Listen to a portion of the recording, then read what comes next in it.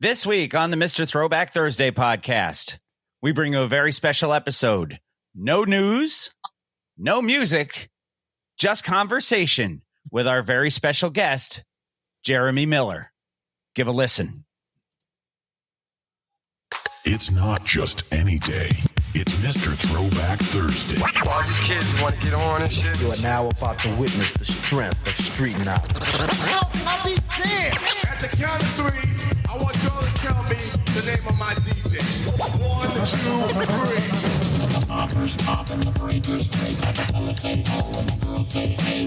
Give it up for the DJ, Mr. Throwback Thursday. And now, here's your hosts, Bill Winters and Mr. Throwback Thursday himself, Jamie Robinson. And once again, it's time for everybody's favorite hip-hop podcast. And since you can't get that one, you tuned into us. It's Mr. Throwback Thursday, episode 599, coming at you one episode away from 6 bills. Yeah, that's a lot of episodes. And this bill, York, Jamie down in Virginia. How are you, my friend? I'm well. I'm well. I got my coffee. I got my rum. I got a little Celsius. I'm ready to go. And for all of those of you, that's the holy trinity of your beverage. It is. I don't podcast without coffee, so it's. I know you don't. And for those of you wondering who's in the third seat here, no, it's not Alfredo Torres. No, it's not Ed Young. No, it's not DJB. There is a connection to Ed Young. We'll get to that later. I was going to say, although Ed Young, we could tie that in. We can. So, ladies and gentlemen, boys and girls, TBT posse, please welcome to the show, Jeremy Miller. Hey, Mill, welcome to the show. Hey, well, happy to be here, guys. Happy to be here. Jay Mill from the good old days of the Source magazine. Yes, when the magazine was doing things that aren't, podcasts with people in jail. Yeah, exactly. Yeah, a little different. And Ed is to this day he was literally the mentor that I had up there and still a really good friend, a great guy. Ed Young, there's probably no better person in my life that I can point to. Yeah, he's a good dude. He's our unofficial third chair. So it's like anytime something's going on, he drops in, talks to us about crypto and NFTs and whatever else is going on in the world. He is one of the he's a little bit ahead of the rest.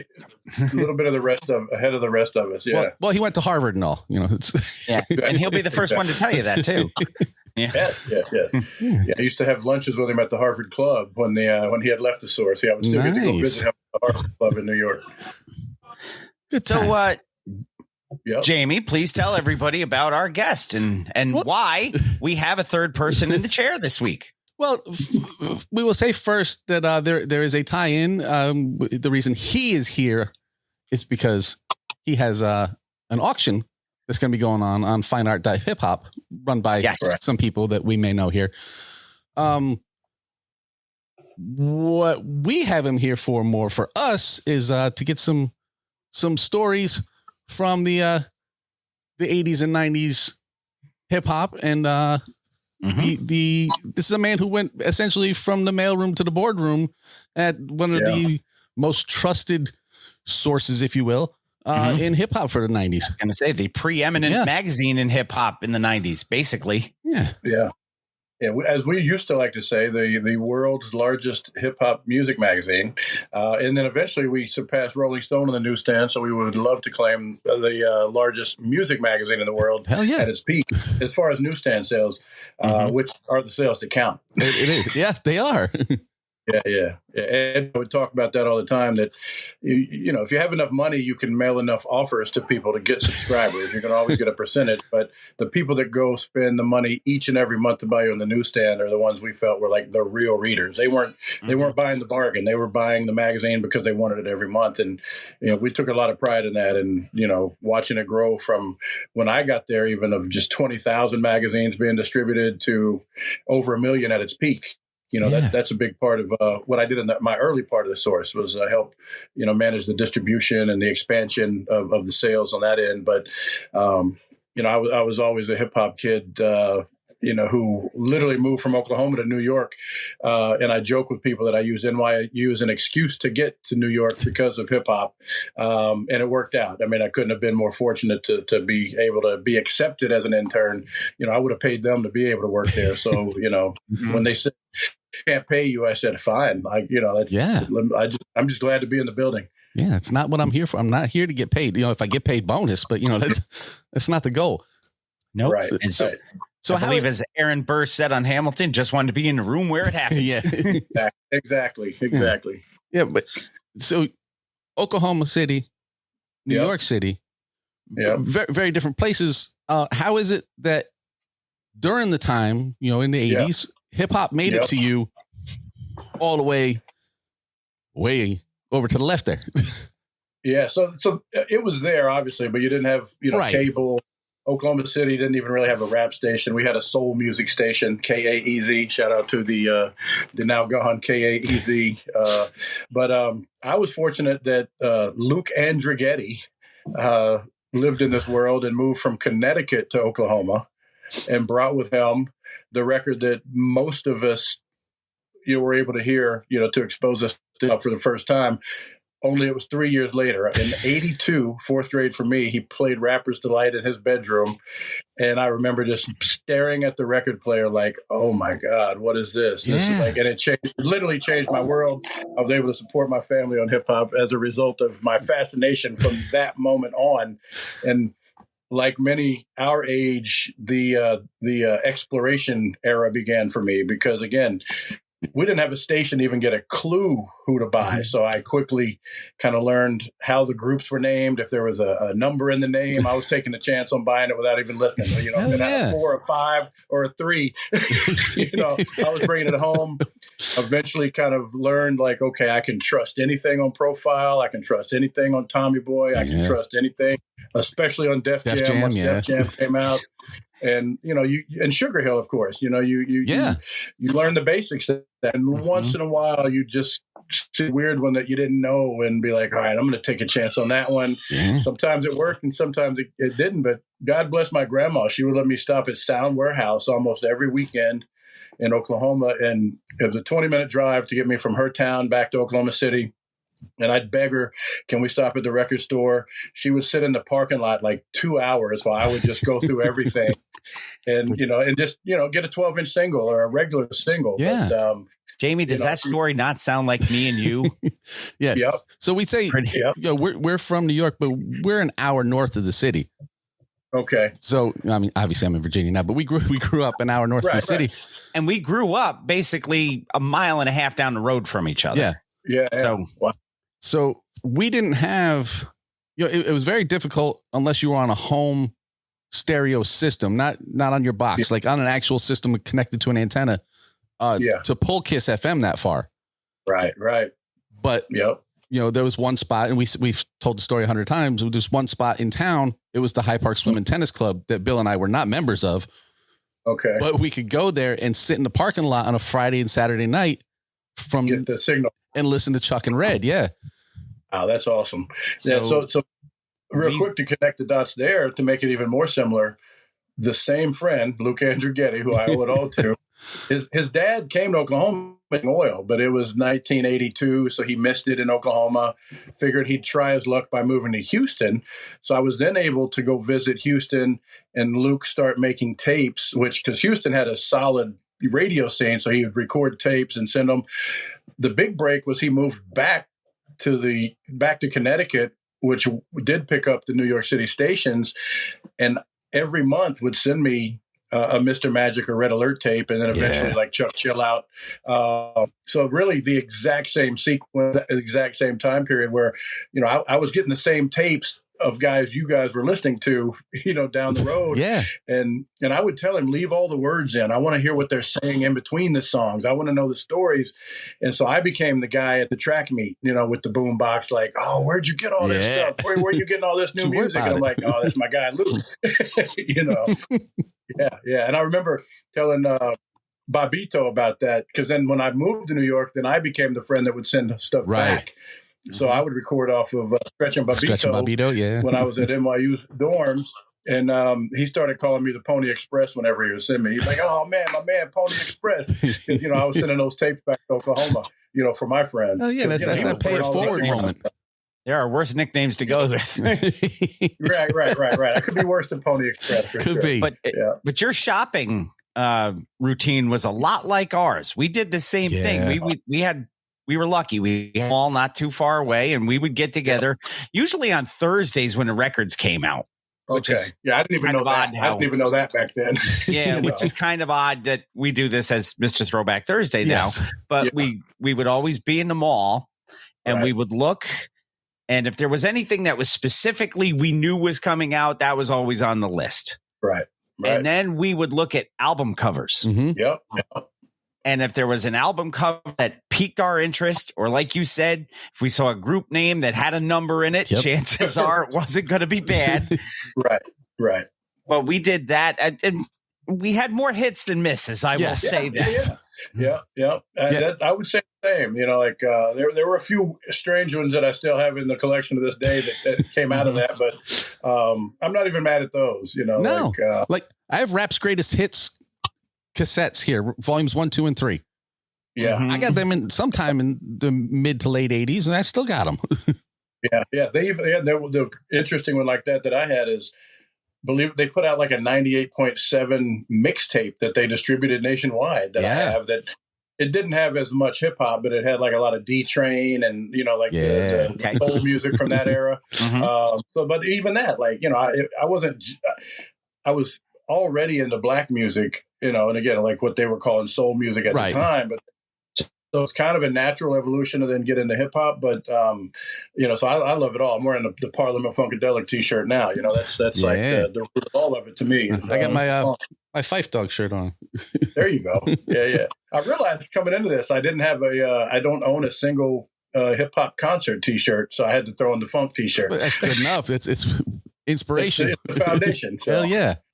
Well, if you want to get some good T-shirts, you can go visit our friend Pumice at meltedmics.com, MLTDMICS.com. He has the hip-hop themed T-shirts. He takes lyrics from things. One of my favorites is the Lemonade shirt that Jamie has. Yes. Lemonade was a popular drink, and it still is. Yeah. That's dope. Yeah, that's cool. Yeah. Nice. But that's really the intro to hip-hop in a nutshell for me. And I just was lucky to meet the right kid in the right place. And Yeah, that's the thing that amazes us when we hear it. So like we grew up in New York, hip hop grew up in New York. So it was a thing that we were always exposed to, whether we had to go, a little out of our way to get more.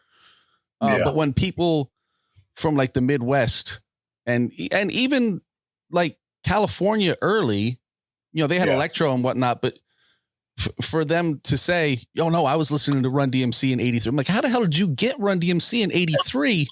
When we just got Run DMC in '83, it wasn't that big a thing. Not like now somebody drops a record, it's everywhere all at once. But I always like those stories. Explaining to kids, the hardest concept from this was like even pre-rap videos on TV.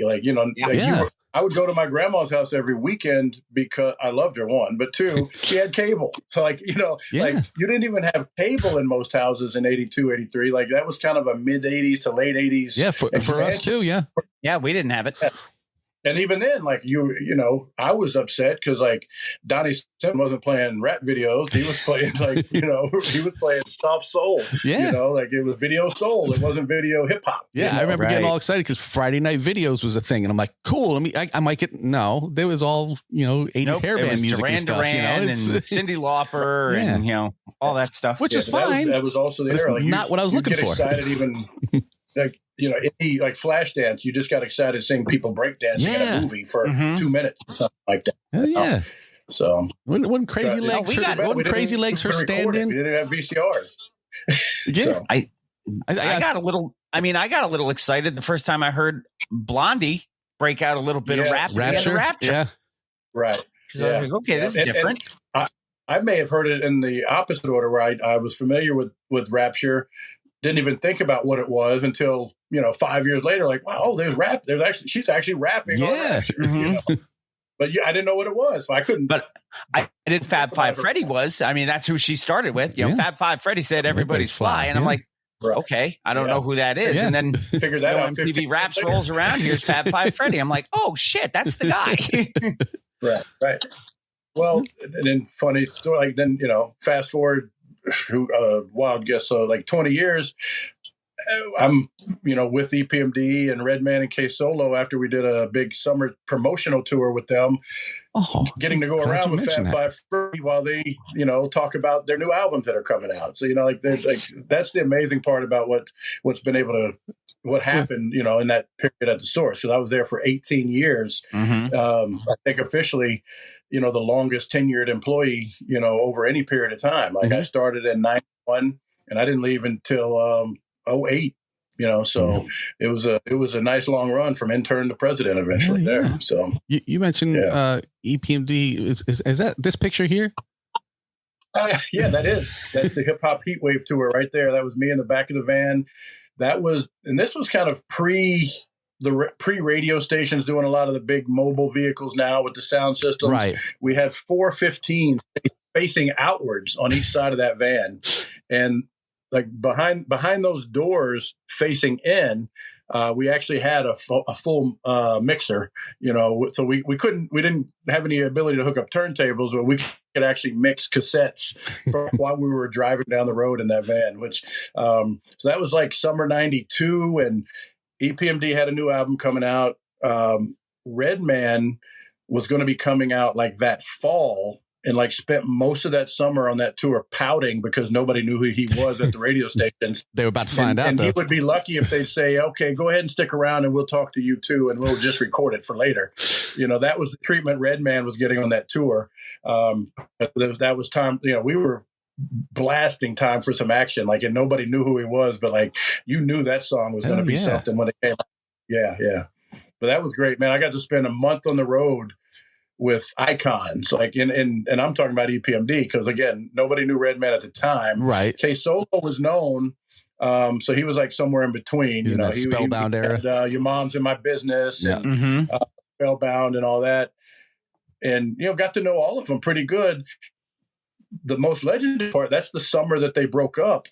And so while we were on that tour is when one of them, their houses got broken into, allegedly, and perhaps set up by the other member of the group. Yeah. And all I know is in the middle of that tour, they're like, well, EPMD, Eric and Parrish had to leave. I'm like, what? The house got broke into while we were on that tour, which was crazy. So we spent like 2.5 weeks on the road with EPMD.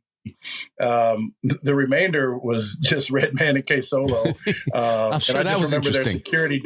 Their security dude, Albie, was like, and they mentioned him on the first album. They said Albie has the heat or something like that, and he was like, "Yeah, something went down, and they had to go." That's all we knew, and we're like, "Oh, okay, all right, good enough." But, yeah. So, but that's when it was like Skinny J Mill and Husky Redman. Now it's the opposite, Skinny Redman and Husky J Mill.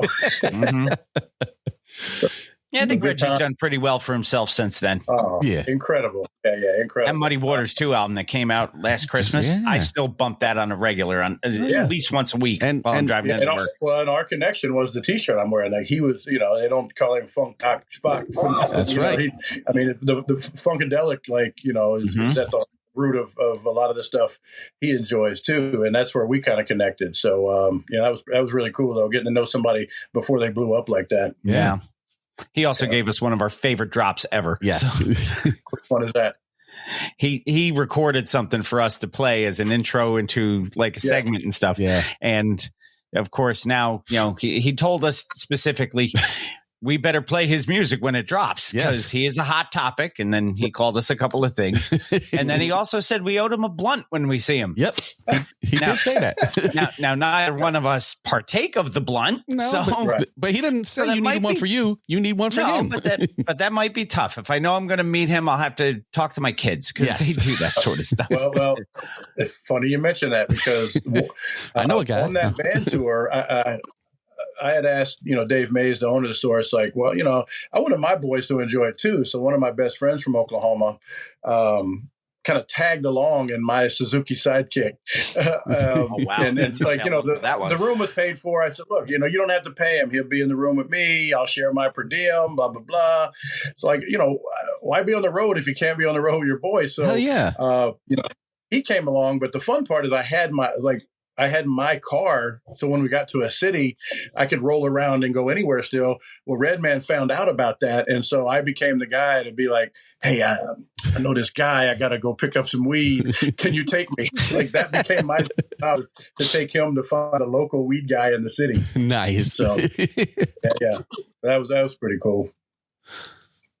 Yeah, he's an interesting individual. Yeah.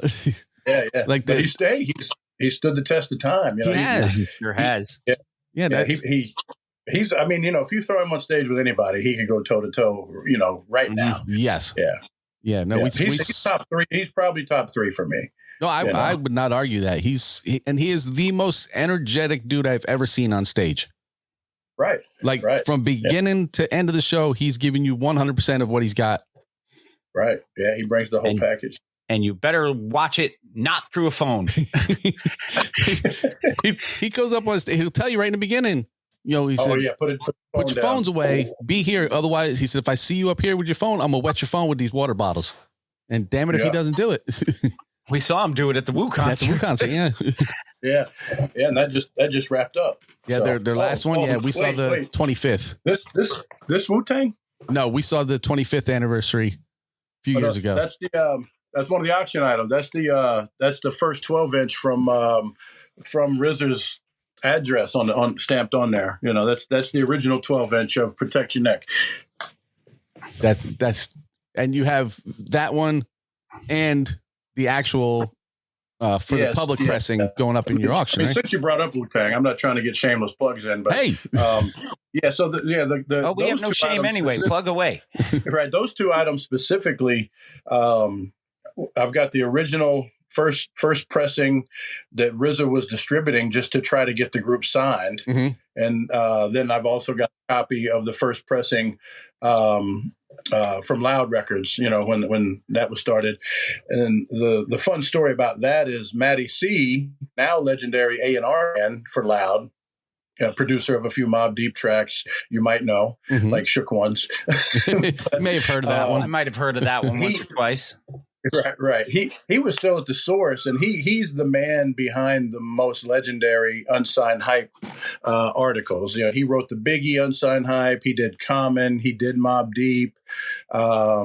DMX, you know, long before people knew who DMX was, he was another kind of he's the guys people forget was in the source unsigned hype. But you know, RZA gave Matty like a little stack of records to help them get promoted, or not promoted, but signed. So, you know, this is one of those pieces that, you know, given directly from Matty C via the RZA. The crazy part to me is just seeing like a local Staten Island address, which I since learned was actually RZA's home address, as the address for Wu-Tang Records. You know, and you know, it was at an interesting time where I started transitioning from playing albums to CDs and everything else. So, you know, once you played a record once and recorded it onto a tape, you know, I'm not a DJ, so I didn't have to play it again. So, you know, just sat here for 30 years in pristine condition. And, you know, when Ed approached me, again, my old boss from the source, who's he's now doing a website called fineart.hiphop. That's where you can find it, fineart.hiphop. And, he said, "You've probably moved things around. You want to kind of, we'll do a special auction, you know, for some things that you have." So I had always thought about, you know, kind of selling the Wu-Tang records as a set, because, you know, I feel like, you know, somebody else needs to appreciate them too. You know, share the load. And then I found a few other items, which, you know, we could talk about, you know, as it comes up a little later. But that's since you had mentioned Wu-Tang, I figured I'd flash that 12-inch across the screen. And we can put it up here. And you know. Yeah, I see somebody in the comments said plug one, too. That's nice little De La record. Yes. Nice. Yeah, so there it is. Yeah. Again, probably played 3 or 4 times. And, you know, I see the record go for different prices online, but I figure, you know, while I'm selling a few source items, you know, those have an interesting source story that make these piece is a little more unique in the fact that you know exactly where it was handed down. It went like straight from RZA to Matty C, who ultimately helped get them signed to the record he went on to be the A&R at. Wow. So it was, there's a direct connection there from those guys. And the question I can't figure out, and online you see varied numbers is, I don't know if anybody even knows, and RZA's never been asked directly, or I couldn't find anywhere, is how many copies of that first pressing did he do? I don't know if it was 200, 500, or 2,000. I can't imagine it. I can't imagine it was more than a couple thousand. Ed's thinking it might have even been like 500 or 1,000, but that's highly possible. I mean, at the time, how much money did they put together? And right. And it would have at least cost them a couple grand if it was 2,000 copies. Yeah. Say with the overhead they would have had to come up with, I can't imagine that they would have had enough to do much more than that. Yeah, I think they could probably do it a lot better now. Well, yeah. That group's pretty good from what I understand. They may go okay. far. They're okay. Yeah, they're. But it is crazy that they just finished. They're officially retired now, right? As of like this week. As the Clan, they are retired. Yes. Right.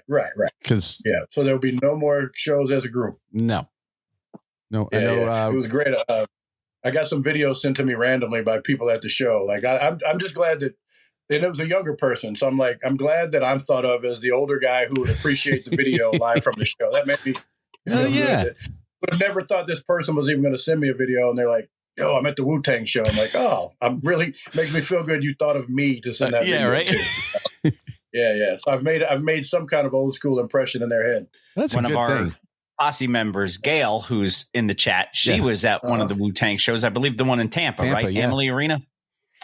And she said it was fantastic. Now, when we went to the Wu-Tang show back in Washington, D.C. a few years ago, the one thing we noticed, and it's funny, you said we're the old heads and you was sent by every age group imaginable at that show. Yeah. And everybody was just getting along. And we saw people older than us wearing matching tracksuits and just having a blast. And we're like, that is what Wu-Tang isn't just for the children. Wu-Tang is for everybody. I was going to say, the fact that they made it clear they love the kids early on, they kind of grew up feeling that love. Yeah, no, they are the great unifier. We were there, and there was a lady who was like 2 rows in front of us who was blind. Oh, wow. And she was at the Wu-Tang show. And I was like, everyone comes in. It doesn't matter who you are. Yep. Yeah, well, that's that credit to Dave Mays, the founder, like the one, single founder of the Source. Mm-hmm. Like that was his vision in the beginning. Is like this, and he still speaks about like the unifying power behind hip hop. Yeah, it's born out of Black culture and Puerto Rican culture, but the fact that a white kid from the suburbs in Oklahoma City could hear it and just have his life change, and I'm not the only one. It resonated with people of all walks of life. And if you look at kind of who was buying the records back in the day too, like it was created, in a city, but it was being purchased, in masses by a large group of white kids around the country. Yeah. Who are now raising kids, that who are now buying, stuff online. On the note of kids, my son just got married last week. Yes, congratulations! I meant to say that pre-show, but now appreciate that. He and his part of my speech. I could talk about both of them. They came together because of their common love of music, specifically hip hop. That's their favorite, but. She's like a VP of marketing at Universal, and Def Jam is under Universal. So part of my speech, I kicked off the speeches. I'll tell you another funny note about that in a minute. But I actually made reference to the fact that, as a kid growing up, I would have died to know anybody working at Def Jam. And then I was like, and God damn it, if my new daughter-in-law isn't working now, I was just so happy. Like when she comes home, like wearing a Def Jam jacket or, any reference to it. I'm like, I don't think she even understands like how iconic it is that she's working there. No. But, just to like have that in the family now, my son, the second part, my son kicked off the DJ set at his own wedding and did the last 30 minutes. Damn. And I couldn't help it. They had a mic set up around kind of a U shape of table for the speeches. So, you see a mic, first had to do is what? Check, right? Yeah. So, but as soon as check came out, and they had it at a concert hall in Williamsburg, Brooklyn, and it sounded so clear. I was just like, a few years ago, a friend of mine, and I pulled back, and then I got such a good reaction to that. I did like the first half of Sucker MCs to kick off the speeches. Nice. And I brought the house down. I was proud. That's to what say, I'm talking about. Yeah. Sucker MCs kicked off the speeches at my son's wedding, and he DJ'd his own wedding partially. So I couldn't be more proud as the raised hip hop kid. I was going to say that brings a tear to our eye. Yeah. But and I told the crowd, like, kind of in a funny announcer voice, I was like, Sucker MCs, Run DMC, 1984, first song I ever memorized from start to finish. So there it was. But Who's next? I'm the football kid. I was like the fifth grader watching the high school kids play that in the dorm rooms we stayed at in football camp. So, you had to pick up, signals everywhere to try to track down the music. Yeah, no, mine was Rockbox. Yeah. Rockbox was the first one. That was on the same album. Yeah. Because a friend of mine, it wasn't Jamie, believe it or not, because before I met him, a friend of mine had the LP, and I was listening to it at his house. We were probably in 4th or 5th grade at the time. Yep. And I heard Rockbox, and I'm like, "What is this?" And he shows me the album, and I'm like, I need this. And my father basically told me, no way was that coming into the house. Yeah. Until it did anyway. All of us had that relative in the family. We're like, what are you listening to? Yeah, and I probably got blamed for it, for Bill bringing it in the house.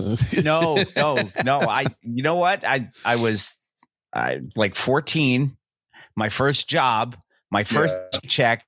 I bought my first, because I had the stereo with the turntable and everything in the room. I bought that Run DMC album, and that's when my father was like, "What is that?" And I'm like, "It's Run DMC." He goes, "What's a Run DMC?" Yeah. And I played a little bit of it. He goes, "That's not music." Right. Yeah.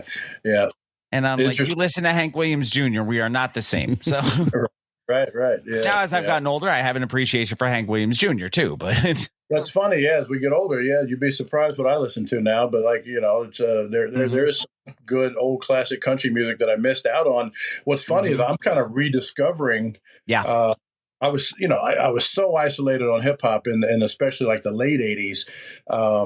I'm realizing all the good punk rock I missed out on. Like, even like Devo. I'm like, Devo is not a gimmick band. They're actually really good. You knew Whip It, and that was it, right? Right. I knew that, but I'm like, I'm listening to all the B-52s, The Cure. Like, I'm like, wow. And I know exactly why I didn't catch on to it then, because like I had the blinders on, and if it wasn't hip hop for a minute, I wasn't paying any attention to it. But I'm jealous of my kids in the sense that like you can go find any song at any time and go down a rabbit hole, and they have such access to getting exposed to all the music. I don't think I would ever let my bedroom if we had access to music like these kids have today. No. Yeah. So I used to sit Friday and Saturday nights with my dad's big cans on, plugged into his Pioneer receiver, and try to take in everything I could. The places Red Alert was talking about. I'm like, I need to go there someday.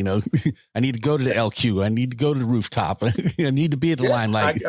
Albee Square Mall. I was like I couldn't wait. Like when I moved second year at NYU, I moved to Brooklyn. I convinced my mom having roommates in Brooklyn was cheaper than the dorms, which it was. It was. And, it's not Brooklyn like it is now. From Albee Square Mall, and I'm like singing because I'm walking in like my house is Albee Square Mall. I'm like, I no joke. I think I got my first gold grill in Albee Square Mall. That would make sense, yeah.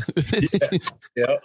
So, but yeah, you were outside the city, so yeah, I can appreciate what you're saying because, like, even seeing Delancey Street for the first time, like.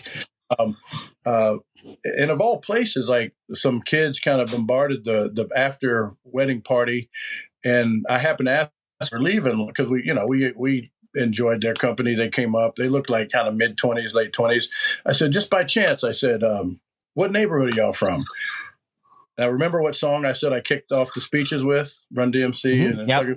they were like, "Oh, we're from Hollis," and I'm like, "Oh, see, that's the way this world is meant to be." Yes. And I explained to them what I had just done, like at 2 hours before, and I said, "You guys could have named 200 different neighborhoods that you're from in New York, and you're uninvited to the wedding party, and you're from Hollis, where I did I recited the rap verse from Run DMC." So we all had that moment of like, that was just the universe in sync. Like the fact that some random kids from Hollis crashed the wedding party. It's crazy. I thought you were going to say they knew Dana Dane. You were talking about Delancey Street. Yeah. No, I had to go back to the Sucker MCs, the Hollis reference. Full circle. It's cool, but I would never have heard of. I told them that night, like I would know nothing about Hollis, Queens, if not for Run DMC. Right. They put it on the map. Yeah, St. Albans, same way. Yep.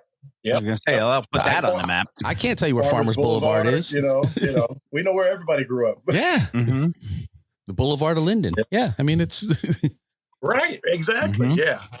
But where he used to kick routines and the presence was fitting. He's on your t-shirt. There you go. I had a 5-footer. Yeah. All right. So fine art to hip hop.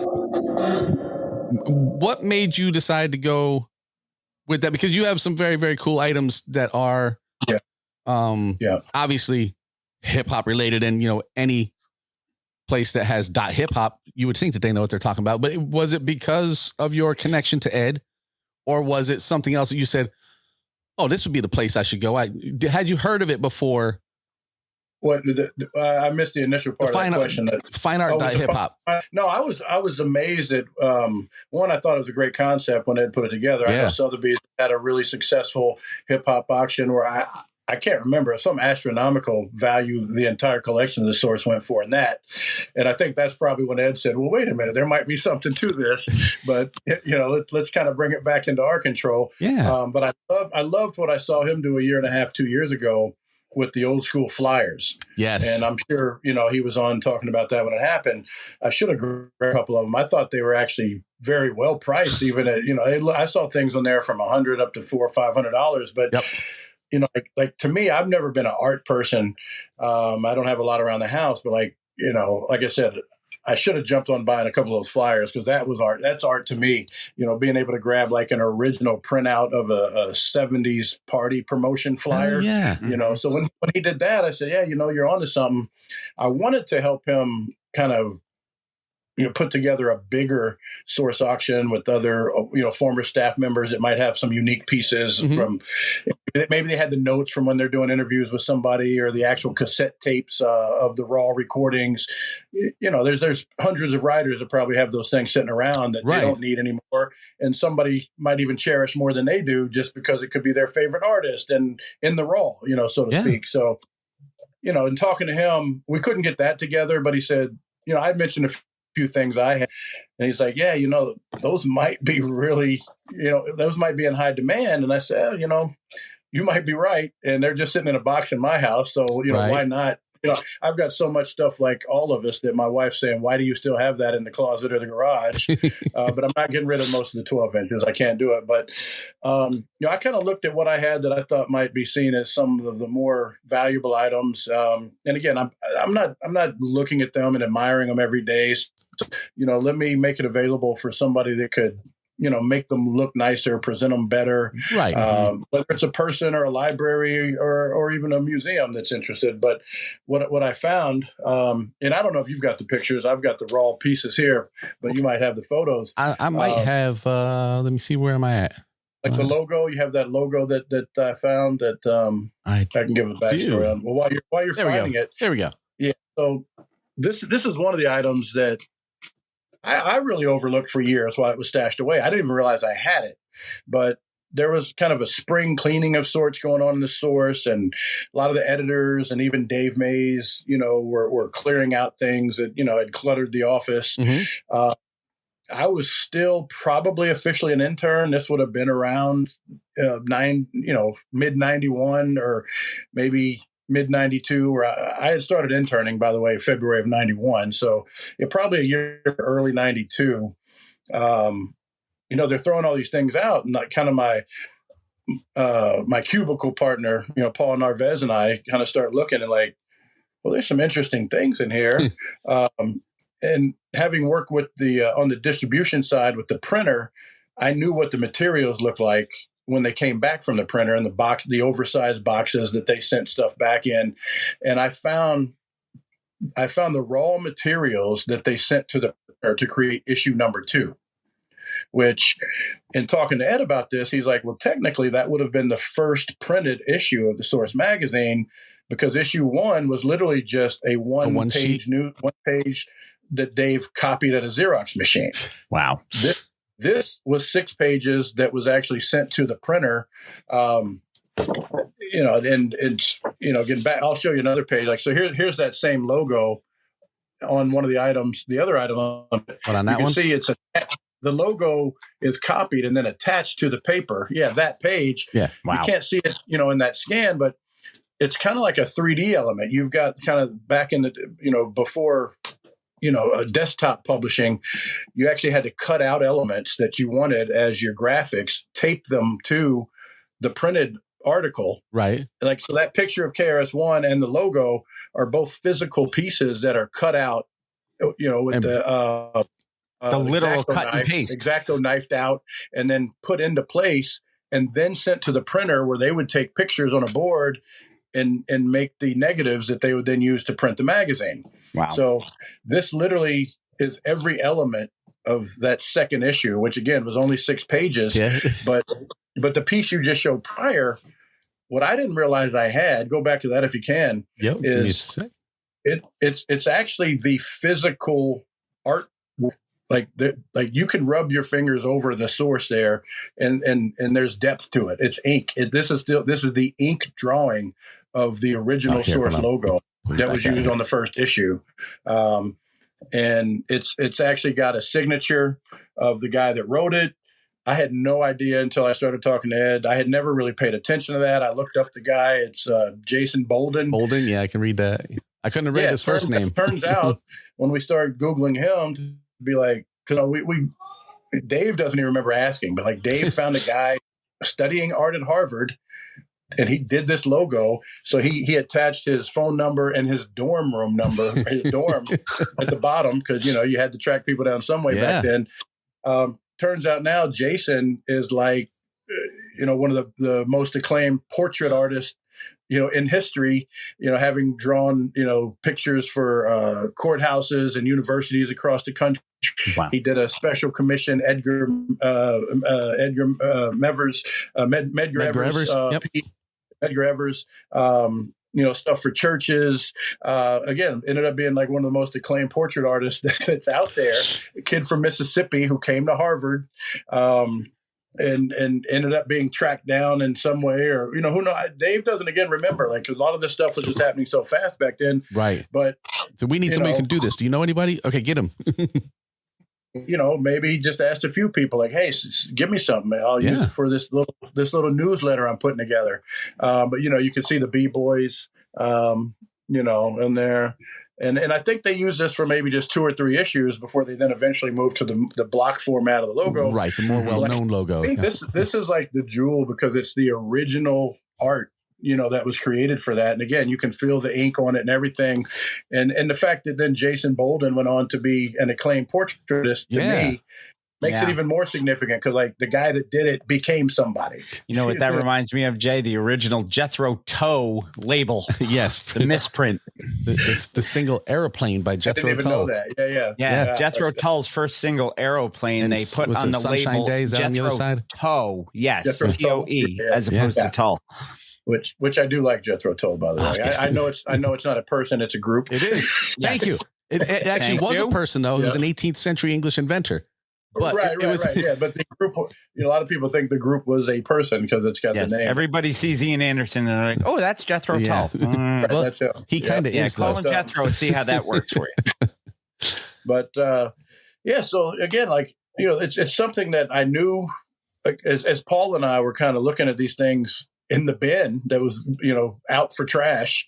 Like, we looked at each other like, I think we should keep some of this stuff. Like, this stuff really shouldn't be getting tossed. And he ended up with the same exact package that I had for issue 3, but unfortunately he ended up having a house fire years later, and it got trashed in the house fire because, we kind of did the coin flip, like, well, which one do you want? Which one do you want? I don't know. Let's, I'll take 2, you take 3. And, that's the way that went. But, again, just fortunate to have it. I've got, quite a bit of, other items. I got some more controversial things in the archive. Got kind of the whole correspondence that ties into, the whole Eminem drama when we released the, CD of, him saying things he probably shouldn't have said on record before he was signed and stuff. And like the correspondence with the lawyers and the National Enquirer lawyers to get advice on like what we had the right to release and didn't have to release. But you guys have been through this before. What do we do? Yeah, exactly. And, those were the more not so fun times at the source when we kind of took that turn. But and it kind of led to the downfall. But it is what it is. I like to just reflect back on what I like to call the good old days when it was just a genuine place where every single person up there, whether they were on the editorial side or the business side, was there because they loved hip hop. They asked me when I went to apply to just be an intern, well, what do you want to do? And what got me in the door. Well, I said, I told you guys, I'm more left brain than right brain, even though I love music and have an artistic side. I'm more a numbers person. So I said, anything except right. And they're like, oh, well, perfect. Because anybody applying to be at a magazine only thinks about the glory side, which is the writing and the photography, the stuff that people want to see.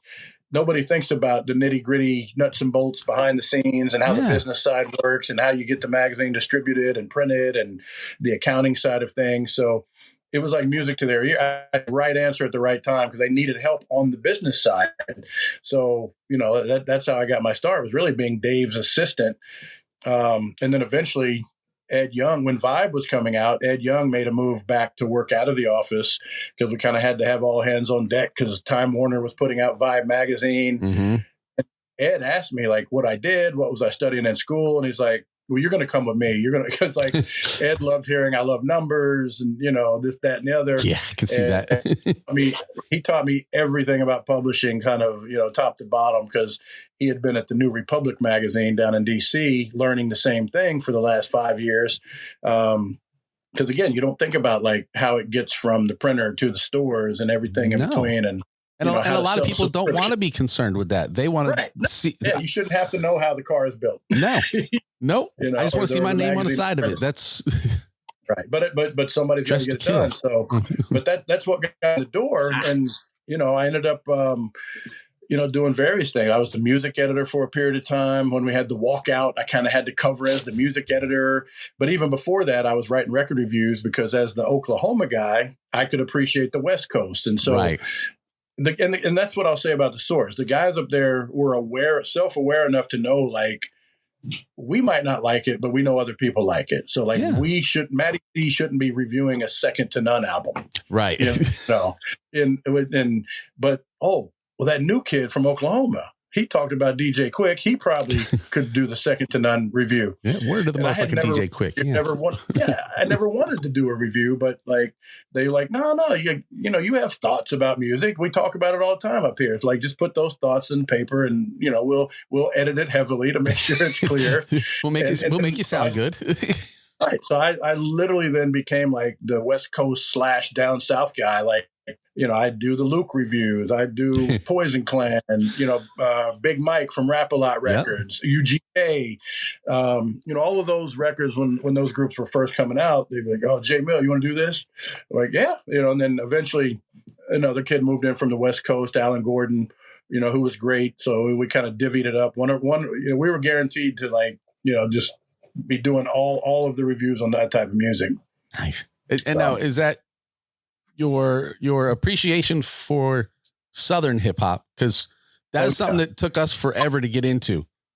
Because I think that in Oklahoma, like it was like the melting pot of hip hop, because it was everybody there is related to somebody in California. So like the West Coast dominated heavily, but like we also had quicker access to like the Ghetto Boys as they were coming up, stuff from Texas, even stuff from Atlanta, Miami. Luke and Miami Bass had a scene. They would get their minute set at the club, the same way now, like a hip hop club will have 20 minutes of dance hall. Like, you had these segments in Oklahoma where like you would have, you actually had the different types of music kind of all being played in one night, but everybody knew like it started in New York. And so every hip hop fan at the time wasn't just a fan of Southern hip hop or West Coast hip hop, but as those things came into our lives, certain parts you might like a little better, like maybe I'm not just focused on lyric, more bass, or I want to hear a better melody, and I always, even then I joked around, like if we could just get New York lyrics with Miami bass and the West Coast melody, we would have the perfect records. I was aware enough even in junior high to kind of be expressing that, like, why can't anybody put the whole package together? Yeah. Sometimes you just want to hear a guy go, nah. Yeah, but actually, put a premier scratch over it, right? But Master P took that Pumpkin and All Stars, that so that was rooted in New York, and most people that hear Master P, even those in New York that might make fun of him, don't even realize that's a Pumpkin and All Stars. Yeah, a 12-inch, which I only know because I brought every profile record. But yeah, it became my preference, especially, when I heard Cash Money, and like the sound out of New Orleans just really resonated with me, and again, it kind of fresh that exploration period that I had with early New York hip hop or just hip hop in general. It's like now there's this whole new segment, like, bounce music. What are they doing again in Atlanta and, even deeper into Houston, as DJ Screw and Michael Watt started, bringing artists up. And that's just what I naturally gravitated towards. Like that again, just the style of the records was more interesting to me. I'll always, like have that foundation of kind of 85 to 89. That's nothing but New York. Yes. But, there's a definitive split around 96 where really, starting with the Chronic too, like I went heavy West Coast around the Chronic era. But kind of, there's nothing like kind of that 96, 97 period when, Juvenile came out with and I'm like, whoa, what is this? Like, I had never heard anybody rap like that, and it was a very impressive and interesting to me. So like the first time I think I heard Mystical. I took the big left turn right there, and that kind of became the focus of what I like to listen to more often than not. First time I ever heard Too Short. Yes. Now, was that enough to start a magazine about Southern hip hop? Yeah. So exactly. So as things were going south, no pun intended, at the source, there were the politics going on up there as far as again, Benzino's presence became kind of more dominant. Yeah. And that was really after Ed Young and the other owners left. Right. The misconception is Benzino was ever an owner. He wasn't. I make that clear. Everybody I talk to, he was the best friend of the owner. And so, you could say, well, he still got to do what he wanted, sort of, but not till the very, what I like to clear up is not till the very end. Like there was a period from 88 to 2005 where like, he might be fortunate to get a record review or a story on him and his group, but that's because he was best friends with the owner. And I could look past that, like, okay, I'd probably hook my boys up too. Exactly. Yeah. But like once Ed was out of the picture, kind of the early 2000s, he started to get a little more involved and, was, in my opinion, looking to be more famous than even rich. And he did a good job of that. So now, you were there. Did he have a neck or was it just his head just rest on his shoulders? It's there somewhere. All right. Yeah. But again, out of everything of the source, that's what I like to clear up most is I can't stand anything more than reading, like, even probably in Wikipedia, it's probably wrong. Like, owner of the Source magazine. I'm like, no. Yeah. Best friend of the owner of the Source. There, with no involvement for like the first 15 years, which he was just really there. Yeah. He had no reason to come around to be a rap star. Like he was busy trying to, jump on the Rough Riders tour, which, he managed to do like that. He was busy wanting to be a rap star and didn't want anything to do with the Source really, except maybe get an occasional check. So, whatever. So I lead into that saying, like, as things kind of took that turn south, and So a did little you. too political, Yeah. a little too political for all the wrong reasons. So did I. What I was seeing was the South was literally dominating the charts from kind of 2000 to that period, 05. That's what we're talking about here. When I decided to start Down Magazine, short for really Down South magazine. Because I felt that even though the Southern artists were dominating the charts, even on the Source, they were still just representative by a small number of covers. They might get 2 out of 12 covers for the year, maybe 3 or 4, but like they really should have had eight covers in a year, in my opinion, because that's how much they had started to dominate the scene. So I made no secret about it. I'm just going to go do exactly what the Source is doing just for Southern hip hop. Yeah. And I started Down Magazine, which, because my bread and butter was the distribution part of the magazine, like most people that start a magazine and, or most people that try to start a magazine, the problem is they can't get distribution. And without distribution, do you really have a product? You do not. No, you don't. Yeah. I was able to convince the distributor right off the bat to put out 100,000 copies, which, people would just dream of. So I had that entree into that world that nobody knew about. Ozone was out at the time. Shout out to Julia Beverly. She was the publisher there. She's doing a lot of good things still. She's the one that wrote the book on Jay Prince and Pimp C. She had Ozone for the Source, and she didn't appreciate me coming out at first because she didn't have that kind of distribution either. But she was doing a hell of a job, like just with like guerrilla marketing and being everywhere. Like, you'd see her in Atlanta, and then hear that she was in Tallahassee like the day later, and then in Texas 2 days after that. She was all over the place. How are you doing this? Yeah. So she kind of got it a little confused. She thought I had copied her idea, but I was making it clear. I'm copying the Source Magazine's idea, but just for Southern hip hop. So there could be two of us. There was a Source and an XXL. There could be a Down and an Ozone. That's right. And we've reconciled since. I like Julia, and she just didn't appreciate me kind of moving into her territory. But Coke needs Pepsi. McDonald's needs Burger King. Yeah. And one of my biggest regrets now is when the group that had helped try to get out of their financial hole, which it had dug itself into, took over. I left shortly after that, but those guys called me up and said, "Hey, we've been seeing what you're doing with Down Magazine. We're in a position to take over the Source because Dave is now running the company with reckless abandon." and with and Benzino. They had money invested. So he had a duty he had a fiduciary responsibility to kind of keep watch over their money as investors now. So they were in court that things weren't being managed properly. And they said, "Do you want to come back?" And I said, "Well, what would I do?"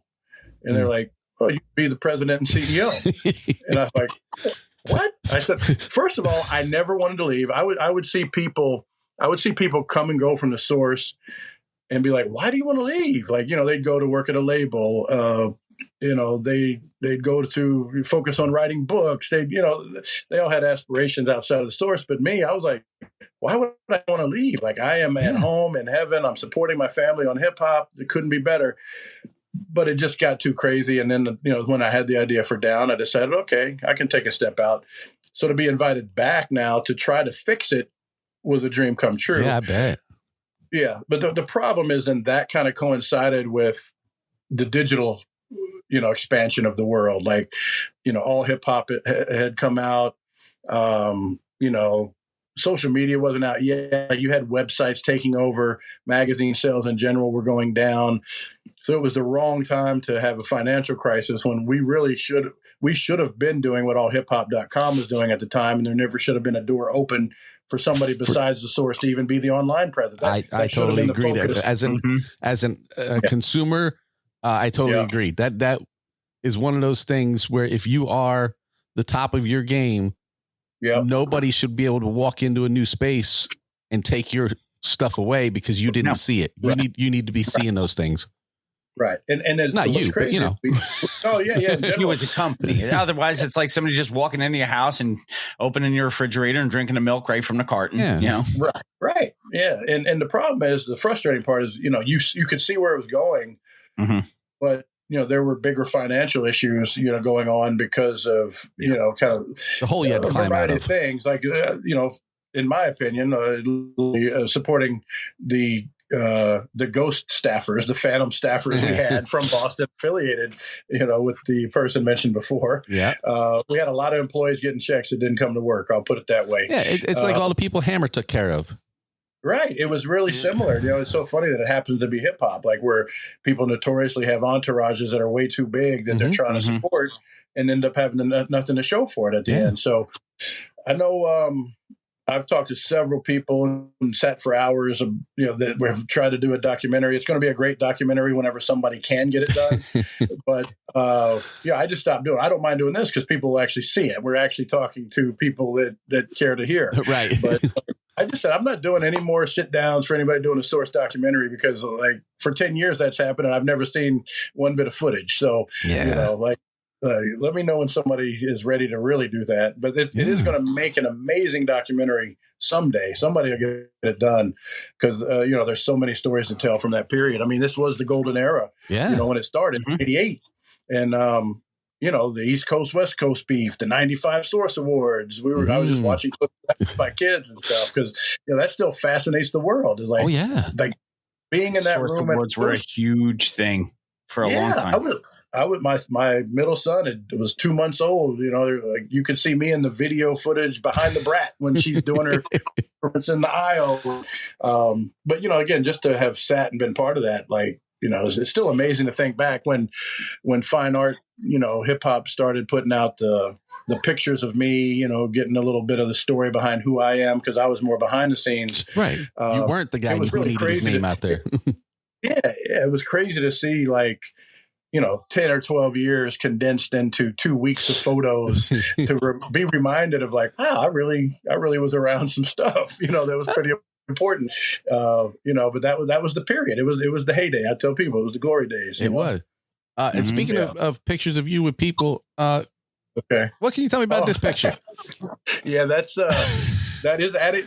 You are perfectly timed up because not only is that me with some hip hop icons from Booyah Tribe. Yes. That's also at a Source Awards, probably in 2002. You can see my Source medallion. My wife braided my hair, sure. And I've got something covering the person on the left, but that's either Gangsta Rid or Godfather, and their younger brother Gotti, the bigger gentleman, to my left in the picture. But I had met them. I mentioned I became the guy to do some of the writing on the West Coast Artists. I had never done a feature, and one of the editors convinced me to fly out and do a feature on Booyah Tribe. And I got to know them really well on a cross-country trip where we drove from L.A. to Phoenix for them to do a show in an RV. They took me to a Carson Crenshaw football game on a Friday night. Their older brother, Godfather, has passed away. Yeah. Gangsta Rid, the lead rapper in that group, has also passed away, unfortunately. But I have a red Godfather style hat. He wasn't just called Godfather. He always wore a Godfather brim, which is the name of a style of that hat. And I've got they couldn't believe, the other brothers couldn't believe he gave it to me. It's like the Booyah blood red, Godfather brim that I have. My name I'm is not Rid, selling not that. Red. That to me is from a person as a gift, and that would be tougher to get rid of because that's special. Right. But that's not something you collected. That was something you were gifted. Right. Yeah. Right. Exactly. I'm not going to sell a gift like that. But the cool thing is they're just great down home people.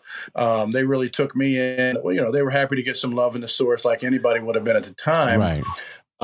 Honestly, I wasn't as familiar with their stuff, but, I could appreciate Gangsta Rid as a rapper. I know they kind of took the turn to follow Ice-T and to kind of some of the metal stuff as hip hop metal back in the mid 90s. So they've ventured into a lot of things, but I know they respect the culture. They were breakers and doing the boogaloo dancing and stuff. I remember the video for Raid, and I saw them dudes come out, and they're giants.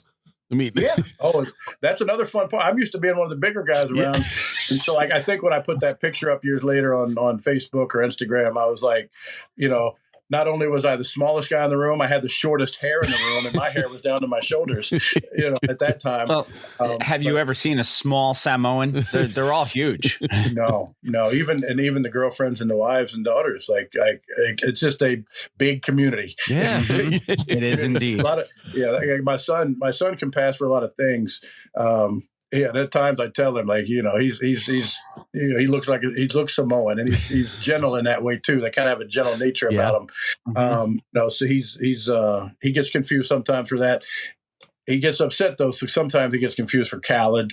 And I would get upset too.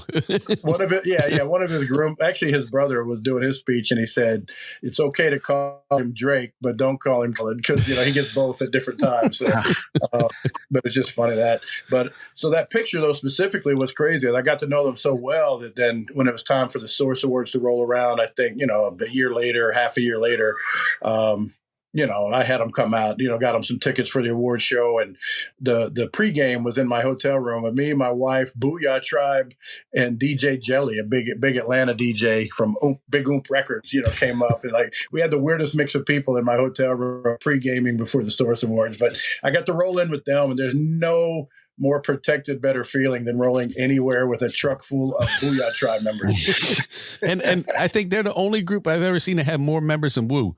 I mean, they were just everywhere. Yeah. Right. Yeah, because Wu-Tang Boy, when they would go into clubs and come on stages, all 100 of the entourage. Every Booyah's affiliate you've ever heard of. Right. Yeah, but you're right. Booyah might be the only ones to match that. Yeah. And they were all related. Right. Yeah. They all had that last name. I think it was DeVoe, I think. DeVoe. Yeah. DeVoe, you're right. Yeah. Yep. That's good. That's good history right there. That's a good note. Yep. Yeah, I told you, man. We're always working that's here. The Booyah story. I know your guy will appreciate that. Yeah, DJB has some issue with Booyah Tribe. I think it's just because he never had any Booyah records, and he's like, well, it's too late to start now, so I'll just trash him. Yeah, maybe. Right. And maybe this will humanize him a little more in his eyes. Yeah. And he'll see. Maybe he just wasn't a fan of the wild Samoans when he was growing up, and he just holds something against Alpha, the Sika, Samoan and culture. The Godfather. Yeah, I don't know. Hey, my sons. I now have a grandson who my son is getting into wrestling, and I'm amazed. Like the Samoan scene in WWE is larger than ever now. Like, telling you. Well, it's all the offspring of everybody who we watched. Right. They're all coming up now. You got And 2 years ago, they did this everybody else's bloodline kids. family tree of everybody, and it's huge. Yeah. The new guy that they call the Samoan werewolf. Like, Jacob Fatu, yes. Yeah, I was watching for 10 minutes. I'm like, he's my new favorite. I don't have to look long. He's got a gold grill, and he's coming out. Get in where you fit in. All gas, no brakes. Got I mean? Yep, exactly. I'm a wrestling guy, so. Yeah. No, I remember the Tonga Kid. Mm-hmm. Oh, yeah. High flying. Yeah. But He was not from Tonga, He was not. but sounded better. Yeah. Well, hell, there's a lot of those Yokozuna guys wasn't that from had to play Japan. He was not. Yokozuna was part of that family, too. was, He yeah. was, Right. Well, think of how many Russians existed in wrestling that weren't really that Russian. weren't Russian. yeah.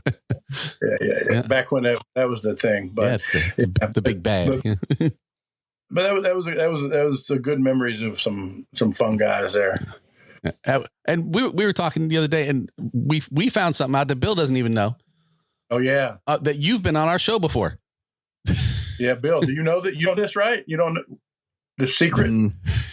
No, did Ed bring him up? No. So here, you can finish, Jamie, but I'll tell. So I was getting caught up on the show, and you do the one and done segment. Okay. And I said, Jamie, you know what? Since I'm going to be on, you don't have to, but maybe you would consider this song for one and done, because I wasn't clear on if you did whole albums or whatever. And I had pulled out Source Magazine from Clay D's Out the Can, which he's ... on my screen for a while, and he said, "Oh, you mean this album?" And he sends me episode 411, where you guys had proceeded to go through every track on Clay D's Out the Can. We did, yes. What you guys didn't know and didn't let play, because I wanted to see if there was any critique. I have all 3 verses on that song on the Source Magazine track. Well, we can only play like 30 seconds. And we get in trouble for that. It is, we get we get banged anyway. But Yes. Gotcha. But he did so much talking in the intro. Oh my God. I was so disappointed that I've never gotten a review or a critique on that record. And I was hoping like, oh, here's my chance years later to see at least what two guys thought about my vocal skills. all right. It's like the second to last track on the album, I think. It's like I think if you could find it on the Spotify, go ahead. Oh no, I know I've got it because I know you've got it because we did it. And so while you look, I'll fill the story of how that came about. Really. So my senior year at NYU, at that point, I'm working like 20 hours a week at the Source still, finally getting paid a little bit. I'm the circulation assistant or something like that. They had already told me I was going to graduate and be the circulation manager. You don't have to worry about a job. I'm like, okay, thank God I get to stay. But I'm doing more on the editorial side also. And again, as the Southern guy, they're like, well, we're going to do a story on a bunch of different folks down in Miami and kind of try to capture that history of kind of how it emerged, who the players are besides Luke and Magic Mike. So you want to go? And I'm like, oh, that's perfect. It just coincides with spring break. So I spent spring break of my senior year of college interviewing like various bass music pioneers. And Clay D, you guys had him as a one done, which wasn't totally accurate because behind the scenes, he had done group. quite a bit. Huh? He had one album released as a solo artist. Okay, right. So you guys weren't counting Clay D and the Get Funky crew. No, because that was also a one and done. Right. Okay. Because they only released one album. All right. So when he went totally solo, you guys reclassified him. Yes, because it's a different entity. Right. So, but he had a lot of credits on like the early pioneering Miami bass stuff, including being one of Luke's in-house producers.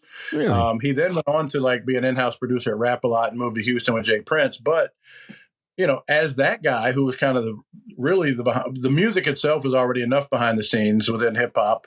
Like he's behind the scenes as the producer because they never get any credit anyways. So we went into the studio with him and, just talked to him about the artist he had worked with, this, that, and the other. And, like every rap fan, I had my lyrics in my back pocket at some point, and had tried my luck at like making my own little tapes in the dorm room and over instrumentals, this, that, and the other. And Reggie Dennis, who was the music editor at the time, probably one of the best we ever had. He had the Dennis Files where he would kind of make fun of people and create a lot of enemies, but one of the wittiest guys to ever write at the Source. He's like, J Mill, you got a few lyrics, right? On the spot. And so Clay D was like, well, get in the booth. Or no, I think I just even started reciting them without being in the booth. And Clay was like, yeah, get on the mic, get in the booth. And like, he worked me like a real producer. And I probably had 6 verses memorized out of like 4 songs I had tried to write. And it was the biggest, like, mashup of like just the 3 verses that I knew I had memorized the best. But nobody else knew that. Nobody else knew that.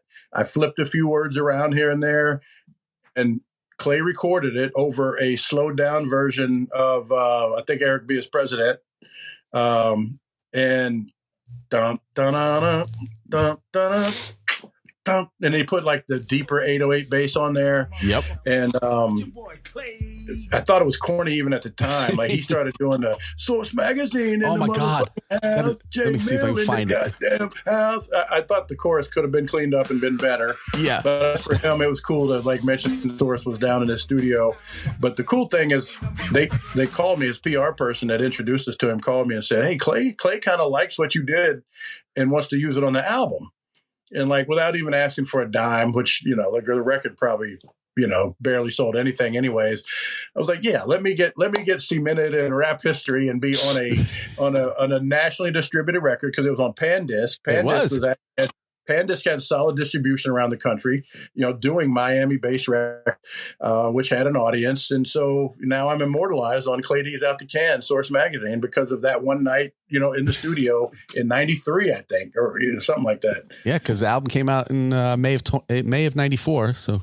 Yeah. So this was probably, it would have been probably the previous year we were working on that. So let me see what I got here. Yeah. Any of the verses. Like, he's got the very last verse and it's horrible. But like mine, I think are too far. All right, here we go. Let's see what we got. All right. After he yells Source Magazine 38 times. Yeah, exactly.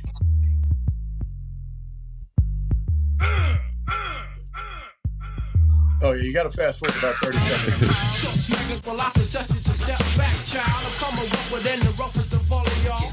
You want to stop, well, I suggest that you make a call. 911, that's the number that you should dial. Tell them that you had an overdose of versatile style. Cause when it comes to lyrics with potential that causes death, I can spit them out in just a matter of just a breath or less. Cause I got best to have and blessed. I rhyme and get the girls undressed. Then it's no contest when you step up. Come with your head up, and I'ma put it down so you'll be leaving real fucked up. Just do a big favor, and step up and say, fuck. The style that I'ma come with is gonna make sure I rock and I roll it, and then I show it, I know it, and then I leave the beat to my boy Clay, and then I roll out. There you go. That's it. That's it. And then he starts yelling, Source Magazine in the motherfucking house. Source Magazine in the goddamn house. Source Magazine. Well, his verse, the like he did like 8 bars to finish as a 4th verse. None of it written down. He just went in the booth, and you know he sounds like an old black guy mixed with an old Italian guy, because he starts the verse off with "It's a me." He's I don't know fucking where he came Mario. up with "It's Mario, a me." yeah. You know, but you know he's rapping like a producer probably sounds on the 4th verse of that song. But anyways, that's it. That's a real fun thing to my son loves to play for his friends, to be like, yeah, my dad's on the record. So, Yeah, and my kids are 25 and 21, and they, no, my dad does not do a podcast. No. right? Yeah, exactly. But Yeah. And I have to apologize to you because the name of that episode was Throat Goat. So I saw that. Yeah. Yeah, it was talking about Nancy Reagan. Yep. Well, what I learned that is Spotify limit on how far back they'll go. They only went back to $4.99, I think, on your Spotify list. Yeah. I had to go to YouTube to track down the nice. thoughts of that album. Yeah. I had server storage issues. So I had to start limiting how many episodes I could keep on the server. Gotcha. We're self-hosted, so we don't have Podbean or Anchor or whatever to store our stuff. It's all self-hosted. So yes, so our patrons have access to every single episode, because I still have it all in a Google Drive right now, but but I have to cut down episodes that are available to the general public because I don't have the room. Makes sense. And we're cheap, so you know I can only afford so much storage. Right. Yep. But yeah, it's funny. It's just crazy when they, like I said, did that, and you see kind of 12 years or whatever it is, like condensed into 2 weeks of greatest hit photo ops, and like things like that start to reappear of me and Booyah and me and Clay D and me and Easy. Yeah, the Easy is probably the one that really raised the eyes more than any, when people see it, like of all ages. Like he is so iconic, to this day. And he came and visited the Source offices. Sadly, I would say, if my memory's right, like probably just a few months before he ended up passing away, back in LA. And there's a scene in the NWA biopic, where they reference like him being up at a new music seminar conference or, something like that. One of those conferences that were going on at the time. And that kind of clarified for me that my timeline was right, because they show him coming to New York for something like that, going back, then having to kind of immediately go into the hospital. And, I was like, that's the summer he was up here. And like, I think I even have a picture with the laminate on with him, from the conference they showed him at. Yeah, like up in the upper right corner. Yeah. You see the laminate and your Jordan shirt. Yeah, my Jordan shirt. Probably got for free, of course. Right. Yeah, they got Bun B. The Professor, yeah. Yeah. That's probably from a Down record release party. The one on the bottom right is cool. That's when I talked about Husky, Redman, but Skinny J Mill. Yeah, that's coming off of that Source. That was cool. The power of Polaroids. Right. And then oh, yeah, you got a whole cast of there's another Easy in the far right there. That's his first visit to that same summer I was telling you about. I'm in a purple shirt. Right. Yeah, that's in the starter jersey. That's better than the other one. So nice. Yeah, now here we go. I'm glad we have this one. Where Oh, yeah. Where does the Mind Squad name come from? And you know, for the people who don't know. Yeah, you know, I don't know the answer to that. It's something that had been established when I got there. Mhm. I don't know if, like, you know, it seems kind of like a comic book thing to me. I don't know if somebody on staff was kind of a comic book fan and kind of created the Mind Squad, you know, out of a love for like comic book theme type names. Yeah. But, you know, it really just early on grew to represent the editorial staff more than the entire staff. The editorial staff were the ones, you know, putting the reviews out, doing the articles and everything. Yeah, there you see him on the back, peeking over with the face. But, yeah, these things are crazy. But, Yeah, I mean, Yeah. it's your life. I don't want anything to happen to anybody, but it's kind of like appearing at your own funeral to see, you know, you see these pictures. You're like, oh, I remember when that happened. Oh, I remember that. I'm glad they're using that one. You know.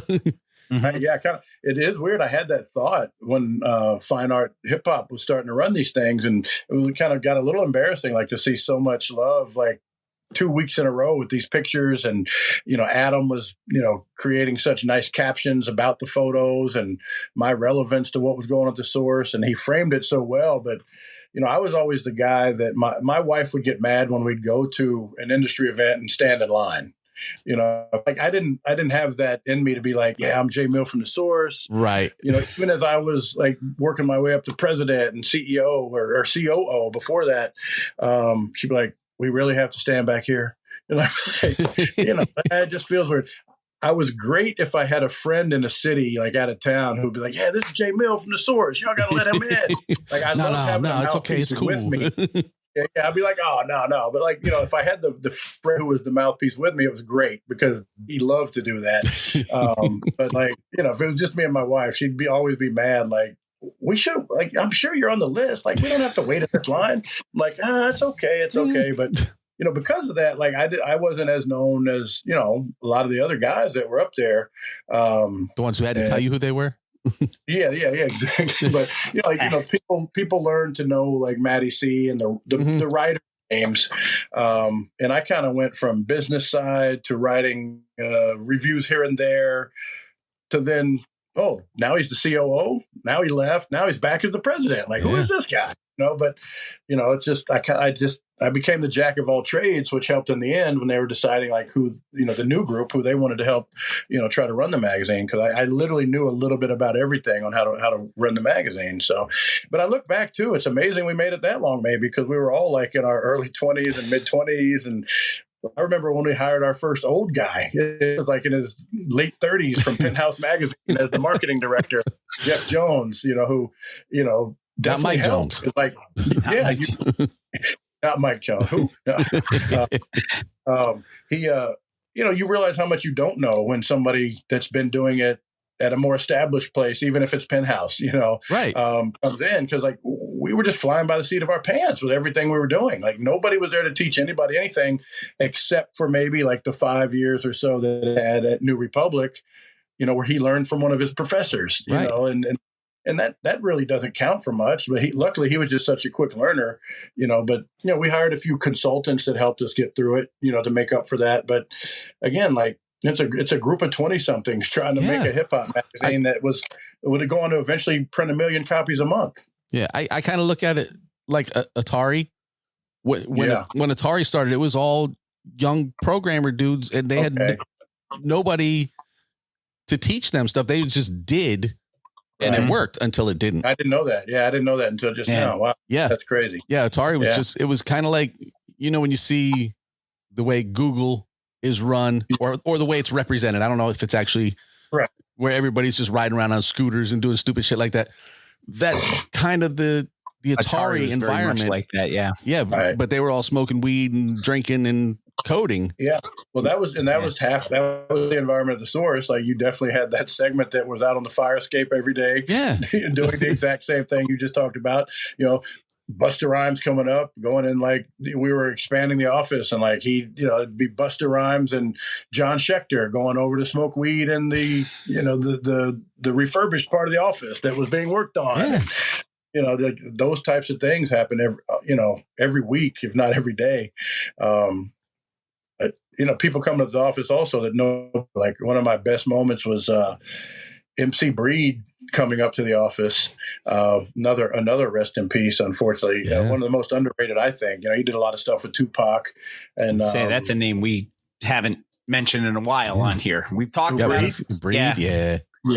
I think highly underrated, but Breed on the grill. Yeah, one of my first summers home, or I think my first summer home from NYU was the summer DJ Quick's album came out, and Ain't No Future in Your Front came.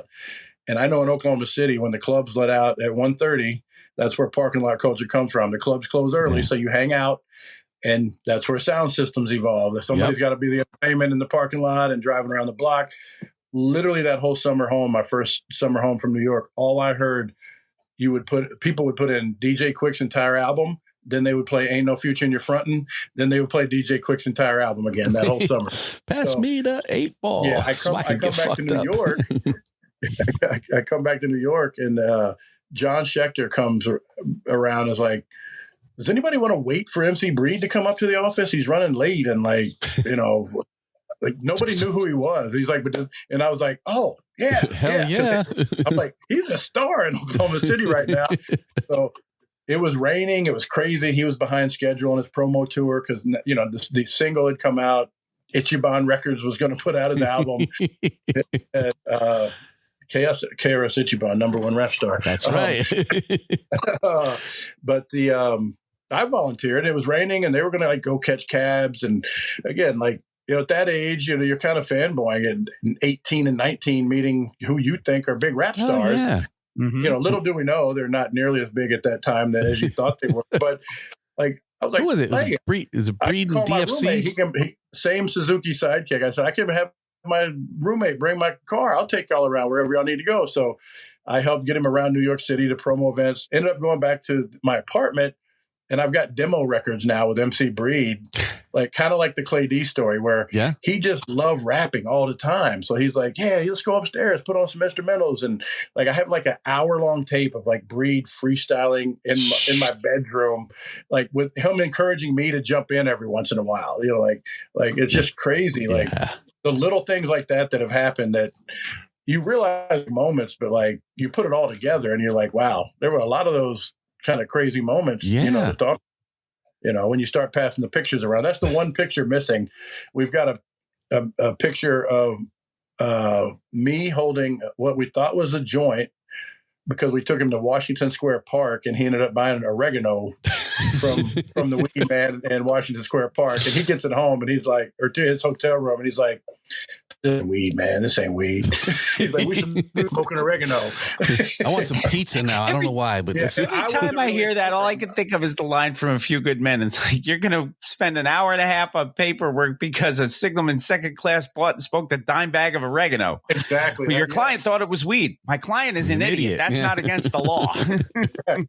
And that's exactly what happened that night. We actually even got pulled over, but he tossed it up on the dashboard because we were all in hoodies in the Jeep, the Sidekick. When we got profiled, and like you said, nothing would have probably happened because it was oregano. But he balled it up in some paper and tossed it on the dashboard. They pulled us over, found nothing, let us go on our way, and then we proceed to. We didn't even know at that point though it was oregano. We get back to the hotel and there was nothing. It was bad. But I did get an hour freestyle tape of MC Breed out of the deal. That's worth the price of admission right there. It's exactly. So and some oregano. But, right. Yeah. We got seasoning for the pizza. Yeah, when we're done here, I'm going to go throw some Ilios in the oven now. All this pizza talk. An underrated cheap pizza. Hell yeah. For the price, it's good. Mm-hmm. For the price, it's good. Yes, it's not pizza, but it is. No, it's not pizza, but it is definitely. It's cool lunch pizza. It is a reasonable facsimile of something like that, which is good at 11 o'clock if you're hungry. Hell yes. Exactly. You throw it in a toaster oven. You ain't even got to cook it in the oven. Right. We can use the air fryer now. Oh, yes. High class. Yeah, no. Yeah. I still got my toaster oven. Damn it. Right. Let's see. What else we got going on? Bill, do you have questions? No, I think all of my questions have been kind of we've gone through during the conversation period. So right. I always start with, what's the song that got you into hip hop? But we already answered that. Mhm. So Rapper's Delight. Yeah. Which, And again, the funny part of that to me is like it was 82, not 79 when I finally, but I caught up. Yeah, you catch up quick. I don't think I had heard Rapper's Delight until years after it was released too. Like I said, my intro was Rockbox. And then I got into this thing called hip hop. That's when I started going, down the rabbit holes and stuff like that. When I heard Sugar Hill Gang, because I had heard the La Freak or Good Times. Yeah. And then because that was also from Chic. And I'm like, oh, I have this because I had a 45 of Chic. Right. And then heard, little did you know, right? I heard that they looped it through, and we talked about. I've heard the samples before when we did the Yacht Rock episode. Yeah. It's like, okay, I've heard this before, but I don't know where I've heard this before, and that's why it's really cool to go back and find things that have been sampled and stuff like that. So I want to go to a live show. I want to go to a live show like that. My son and his new wife have told me that, that's a thing, but I want to go see like a live show where, the whole party that night is like original, then the hip hop version, original, then the hip hop version. Like, that to me would be a fun concept to attend. And we have a Spotify playlist that does just that. I heard that. I got to get the name. I got to jump on that. What's the title of that playlist? It is the Mr. Throwback Thursday presents Yacht Rap. Yacht Rap. Okay. Yeah. Which, and by the way, we got to put Herb Alpert and Biggie on there because I listened to Rise by Herb Alpert the other day. Yeah. Which is then, of course, Hypnotized by Biggie. So we have to add that. I love that concept. And let's see. I lost the thought I had going into that, but that's all right. Plenty. It happens. Yeah. Senior moment. All right. What I would like to do. If you still have a few moments. I want Bill to throw us to a break real quick. Okay. Because another thing that Bill doesn't know. Yeah. It's not saying much. There's a lot I don't know. Is it that J-Mill may have picked Bill Reed's lyrics for this week? Oh, really? and I may have that on standby. So if you could throw us to a break, I could set us up a drop and I can get us an intro and we can come right back in. All right. Sounds good. So that being said, come right back. Mr. Throwback Thursday, episode 699, coming straight back at you with a guest pick for Bill Reed's lyrics. So come right on back. Oh, Red Man in the building. I repeat, Red Man is in the building. I got a PSA. Ladies and gentlemen, fasten your seatbelts and smoke your blunts right now. Right now. Because we're about to get into some convo. We're about to get into some real topics. My boy, Jamie and Bill on Mr. Throwback Thursdays is in the fucking building. Jamie and Bill, y'all know the topics got to be off the hook. You know the convo got to be sizzling. You know it's no hold bars on what the fuck we talk about. Y'all motherfuckers owe me a blunt when y'all see me.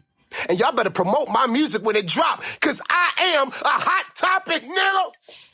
So, ladies and gentlemen, get ready for Jamie and Bill on Mr. Throwback Thursdays. But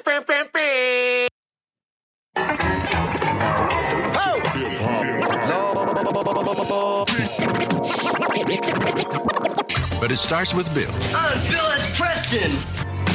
It's called reading. Top to bottom, left to right. Group words together as a sentence. Take Tylenol for any headaches. Midol for any cramps. Most people probably don't listen to the lyrics, but they should. Welcome to Bill Reed's Lyrics.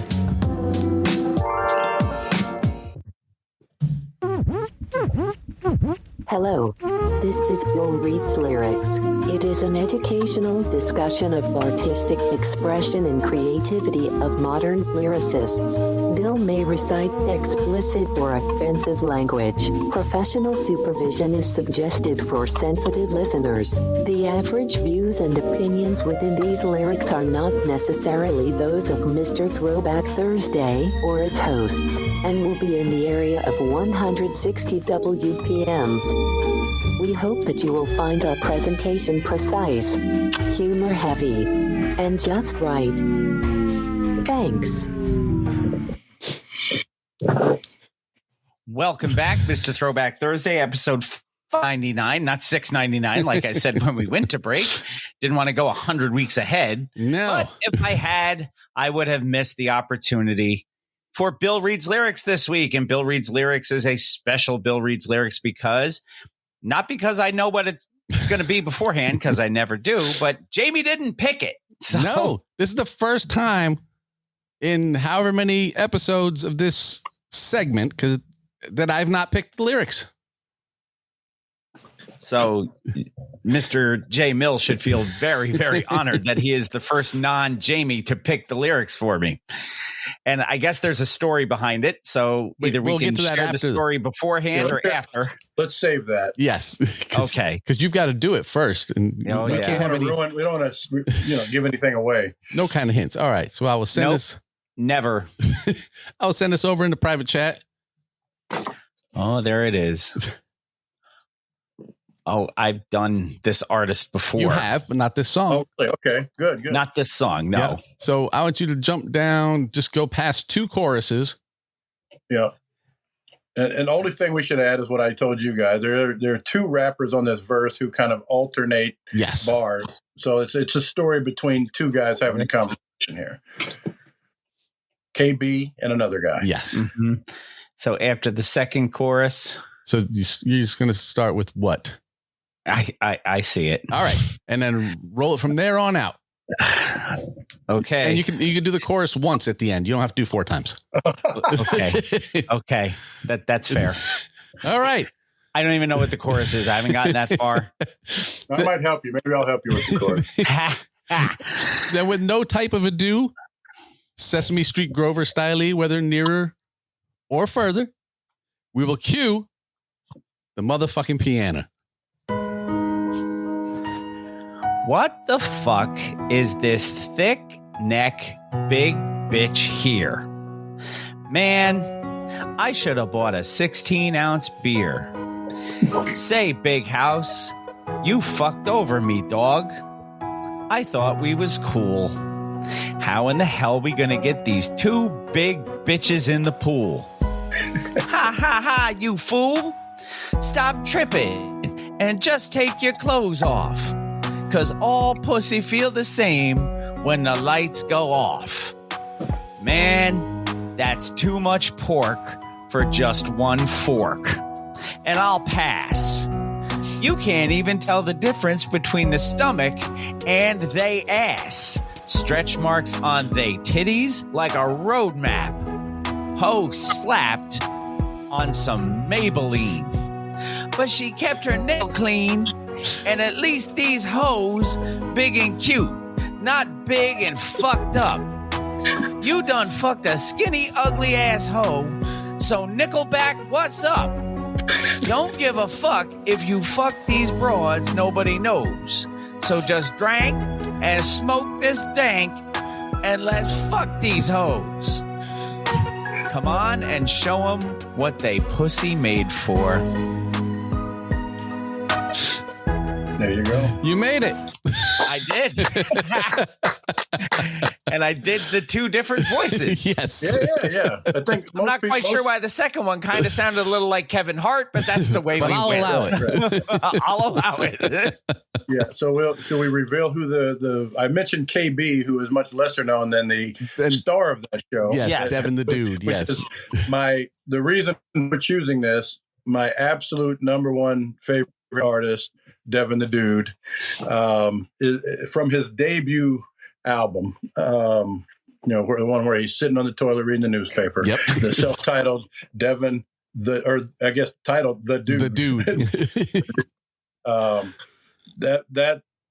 Dude. To me, this is the down south equivalent of Slick Rick's storytelling ability. Yes. When you get into Devin, like he has a way of painting a picture. Like, even though that song is nasty as any song you're ever going to hear, like you can picture exactly what these guys are going through. Like, you invited me over here for that? Yep. You know, like, it's crazy the way they set the scene. All I can picture is the scene from Friday when he goes, "Yeah, you knew she didn't have no hair." exactly. And the first two verses like are building up to that moment where Devin finally shows up. Like the second verse, he's calling him like, "Where you at, man? You late?" Like, you know, and then that's why there's the build up. You're like, "You call me here for this?" You know, and Man. then obviously, and then there's some gems in there that you can pass down to generations. Like, all P feels the same when the lights go off. When the lights are off. Tripping, don't worry about it. It all feels the same when the lights go off. Well, you know, what do they say? It's all pink in the middle. Oh, so nasty as can be. But when I heard how these generally go, I figured, okay, I can get my favorite rapper on the show that way, and we can let Bill do his usual from what I heard. So fit in perfectly. My third son is actually named Devin. I tricked my wife. I swear to God. That's the best part of the story. Right. Dewan is my oldest. Dorian is the middle. He was conceived the summer that this album was out. And so when he was born, I was like, wait a minute, I think I got the next D name, Devin. She's like, oh, I like that. And I'm like, she knew nothing about, she doesn't listen to any of that. And you're like, I'm sure you do. Yeah. But do you call him dude? No, but what's crazy, Devin the dude put out his own beer like 4 or 5 years ago, like a group from Amsterdam. Like, he's really big overseas, you know, and like J. They put out a beer line that has Devin on the can, gold can, nice font. So my son's 21st birthday, I tracked some down and got him a 6-pack of Devin beer, nice, you know, for him. And we drank a couple, but like those are also best unused. So he's still he's got 2 sets in the can. You know, like if he puts them together just right, you can read the whole name Devin, you know, sitting side by side. But I've been fortunate enough one time to meet Devin backstage when he did a New York show, and nice. You know, got to tell him. I don't know if he remembers it or comprehended it, but I did get to tell him, like, "Oh man, you're my favorite." I named but my you third do, son. and that's really what matters. Right. But he might remember that because I did name my son after him, and he might have thought I was a little crazy, but you know, that is the best part of the story. Yeah. So I have a very, very small comparison. I've been in a fantasy football league with Curtis Blow as my commissioner for like the past 6 years. Oh, now that's dope. That is, you can't beat that. You can't beat that. Except Curtis likes to change the rules. Oh my God. he's an awful commissioner. Great guy. Awful commissioner. 8 million rules. 8 million rules. Like this year, as he's done in the last 3 years, he puts the draft as an offline draft. Right. So I messaged him. I'm like, Kurt, are we all coming to your house or something to do this? What are we doing? Right. Oh, he set it up wrong. He didn't mean to. Right. But he does it every year. He ends up fixing it in time. But no, so we went to the 30th UMTV Raps concert at the Barclays Center. Yeah. Yep. So I was there and I was back in the dressing rooms and whatnot. And I ran into him. I said, Kurt, you know, Jamie, I'm from Mr. Throwback Thursday podcast. I said, I've been in your fantasy football league for years. And he goes, what's your team name? I said, Mr. Throwback Thursday. He's like, oh, dude. And we started talking football. And I'm like, this is like the craziest thing ever. You know? Yeah. That's unbelievable. Yeah. Yeah. My moment with like a true pioneering legend like that was with Master G. I got to meet him.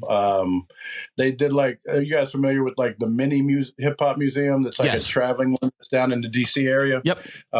Went down to an event there where, you know, again, it was after, you know, years after, this was like maybe 5 or 6 years ago, where Dave May was going to be on a panel. So I drove down with Ed because we hadn't seen each other in a while, and we hadn't seen Dave in years.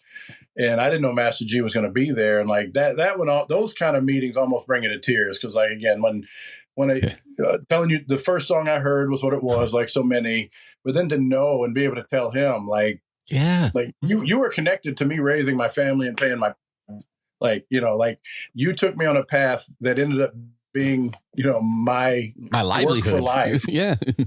And like, who knows? Like, I don't know if another record would have done that, probably, but you were the first record that set it off, like the 15-minute version of Rapper's Delight, you know, and you know, poster on the wall, all that stuff. So I do about the 7 or 8 minute version of of that at karaoke. They don't do the full 15, but I do about the 7 or 8 minute version of karaoke. Yeah. I've jumped up and done I've just realized like I'm having like karaoke renaissance because I just realized, like, wow, yeah, you don't have to sing. You can do rap songs at karaoke. Yeah. Like, it just hit me. Like, yeah, it was like the light bulb went off. Like, oh yeah, you don't have to sing. Yeah, I can this do is any also a song. Right. These songs, yeah. And like, so Planet Rock's in the repertoire. That's another all-time favorite, Nice. legendary. Well, yeah, we Planet had Rock. MC Globe on the show. That's a cool dude. Yeah. That's like just, yeah. Speaking of that era, like go ahead. I would say my oh my God moment was when we had Red Alert on the show. We've interviewed Rock and Roll Hall of Famers on this show, but no moment for me was bigger than having Red, who basically got me into hip hop. Yep. On the other same. end. And I've been able to meet him and tell him. So now to tie that into me being here, my very first day at the Source as an intern, I come in, I do my 3 classes or 2 classes at NYU, walk over, they sit me down and they're like, oh, well, that's back in the original issues. They had like regional report and top 5 or top 10 lists from different DJs around the country. And they gave me a list and said, yeah, just call these DJs and get their top 10. Red Alert was on the list, like my first day at the Source. And I'm like, literally looking like, call everybody. Like, I felt like I shouldn't have his phone number. Like, you're giving me Red Alert's phone number. And I literally remember calling him and being like Red Alert, Mr. Alert. Like, I don't know what to call him. Like, Fred, DJ Red Alert, Uncle whatever Red. it was, I ended up saying, I was like, yeah, I'm like, I'm Jeremy Miller. I'm at the Source magazine. They said, you submit your top 10. I'm calling to get it, whatever. And it, he works crazy hours. And this was 3 in the afternoon. It literally sounded like he was waking. I woke him up and I just hear, oh yeah, hold on, man. And I hear like papers crumpling and it literally sound like a kid, like looking in his drawer under his bed for something. And I'm like, oh no, if I'm bothering you, like I can just call back or, don't worry about it. And he's like, no, I got it here. It took him like 3 minutes to find his list, but he had it. And so my very first day at the Source, I got to call Red Alert and get his top 10 list for that month. That's insane. That was going to go on the Source magazine. I was floored. Like, really? Call everybody on here?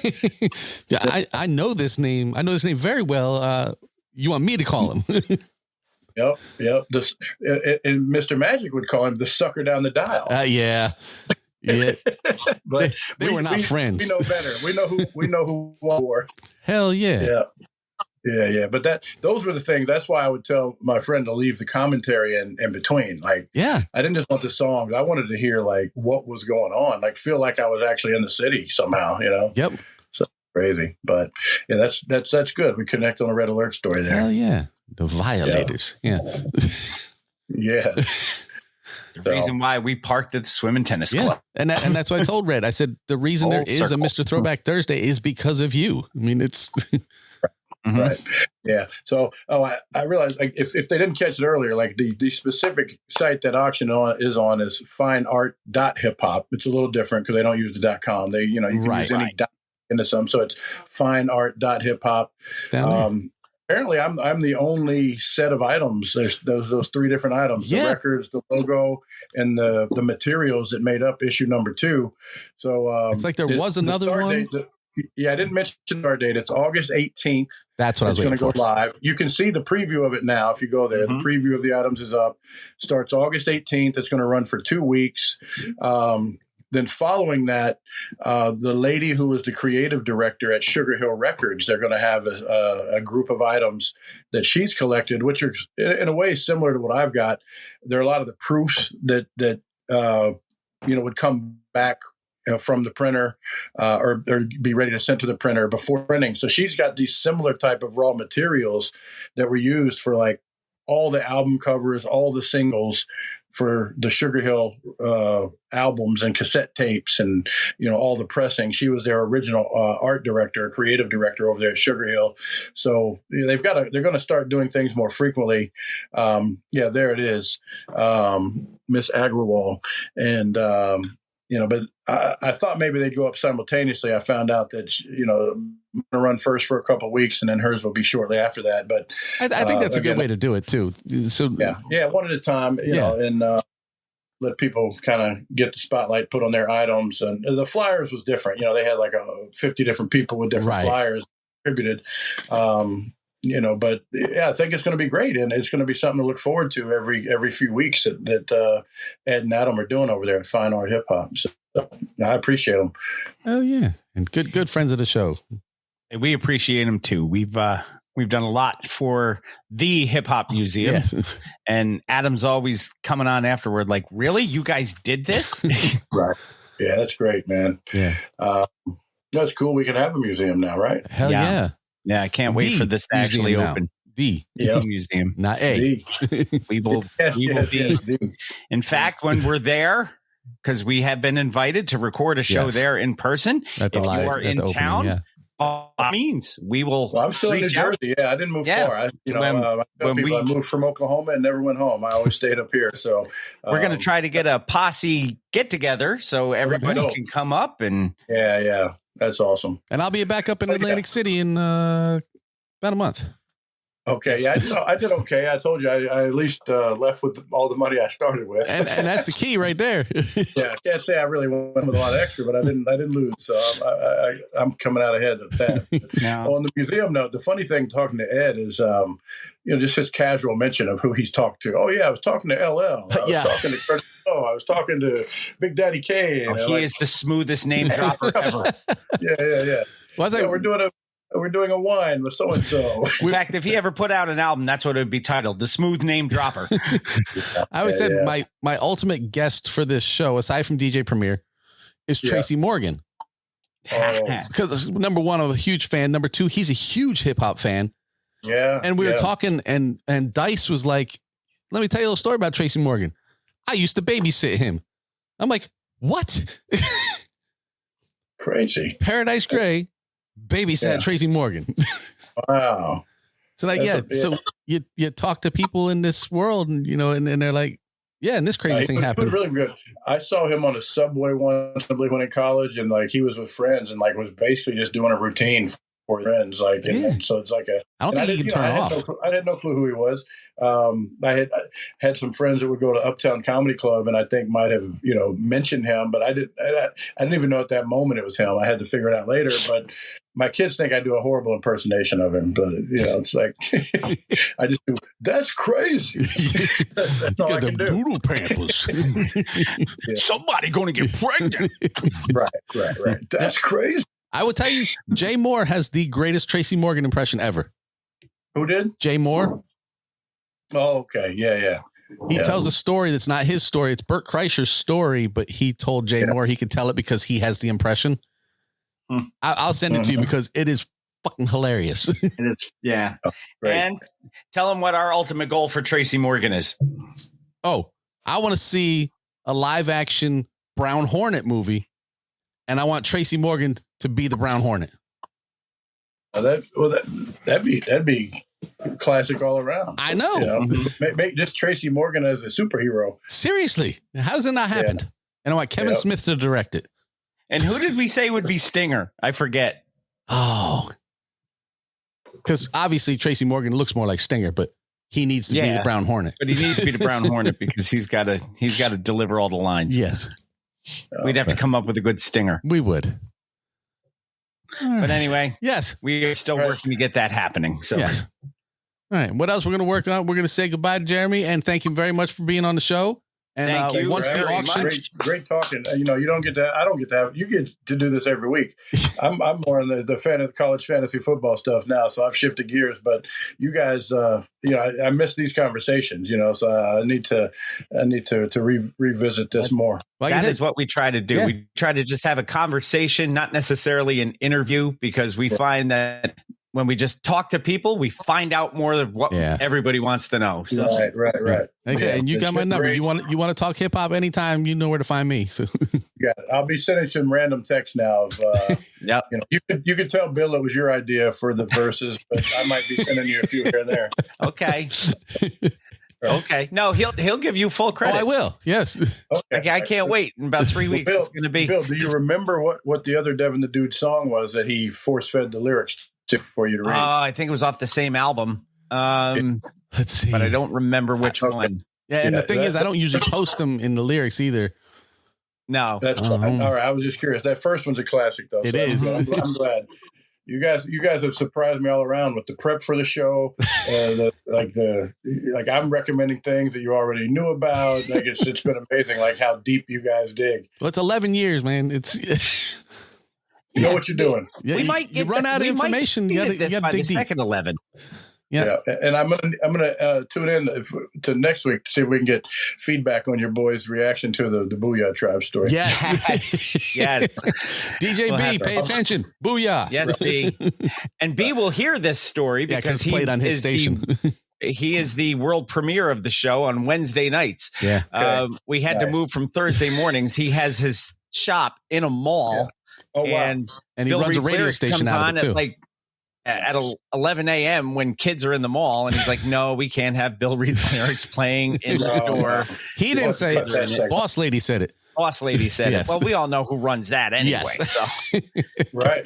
So B gets the world premiere on Wednesday nights. So I expect to hear from him. Premiere. Another Mr. Magic round. Hell yeah. World premiere. Yeah, I expect to hear Thursday morning from B. Why are you putting Booyah on my station? All right. But hey, it was fantastic. Everybody go to fineart.hiphop yes. now. Look, and then August 18th, if you feel like these items belong in your collection. Yeah, and then we will put the link up on the 17th to remind people it's going to happen on the 18th. Yes. Great. Appreciate it. On all of our socials. And take care. Once again, guys. everybody, thank you to Jeremy Miller for joining us on Mr. Throwback Thursday, episode 599. What a nice little trip down memory lane this has been. Yes.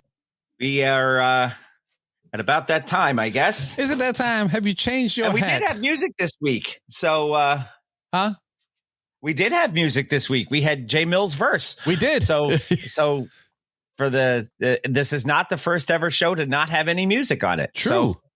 So there you have it. Let me switch us over here real quick. There you go. Right quick. So the hat has been changed. All right. Well, then, if you would not mind, I would appreciate it if you would take us the fuck home.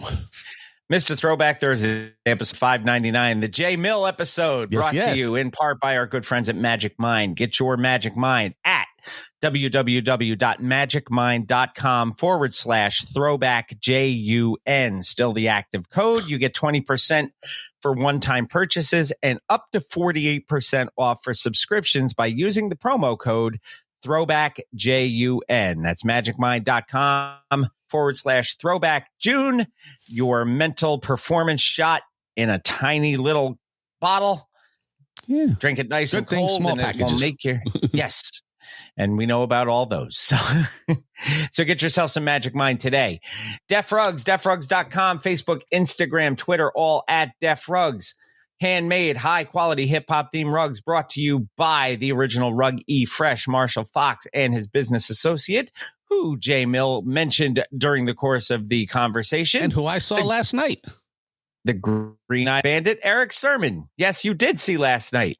We'll have to get a full rundown on that concert next week. We will. Maybe I'll just give it to the patrons. Oh, you could do that too. Ooh. But you can get yourself a Def Rug. Anybody, not just patrons, can get Def Rugs by going to defrugs.com. Get yourself a Def Rug. You could also get yourself some of the best candy in the world. Our good friend Heather Lent, who tonight I believe is bartending at SPAC.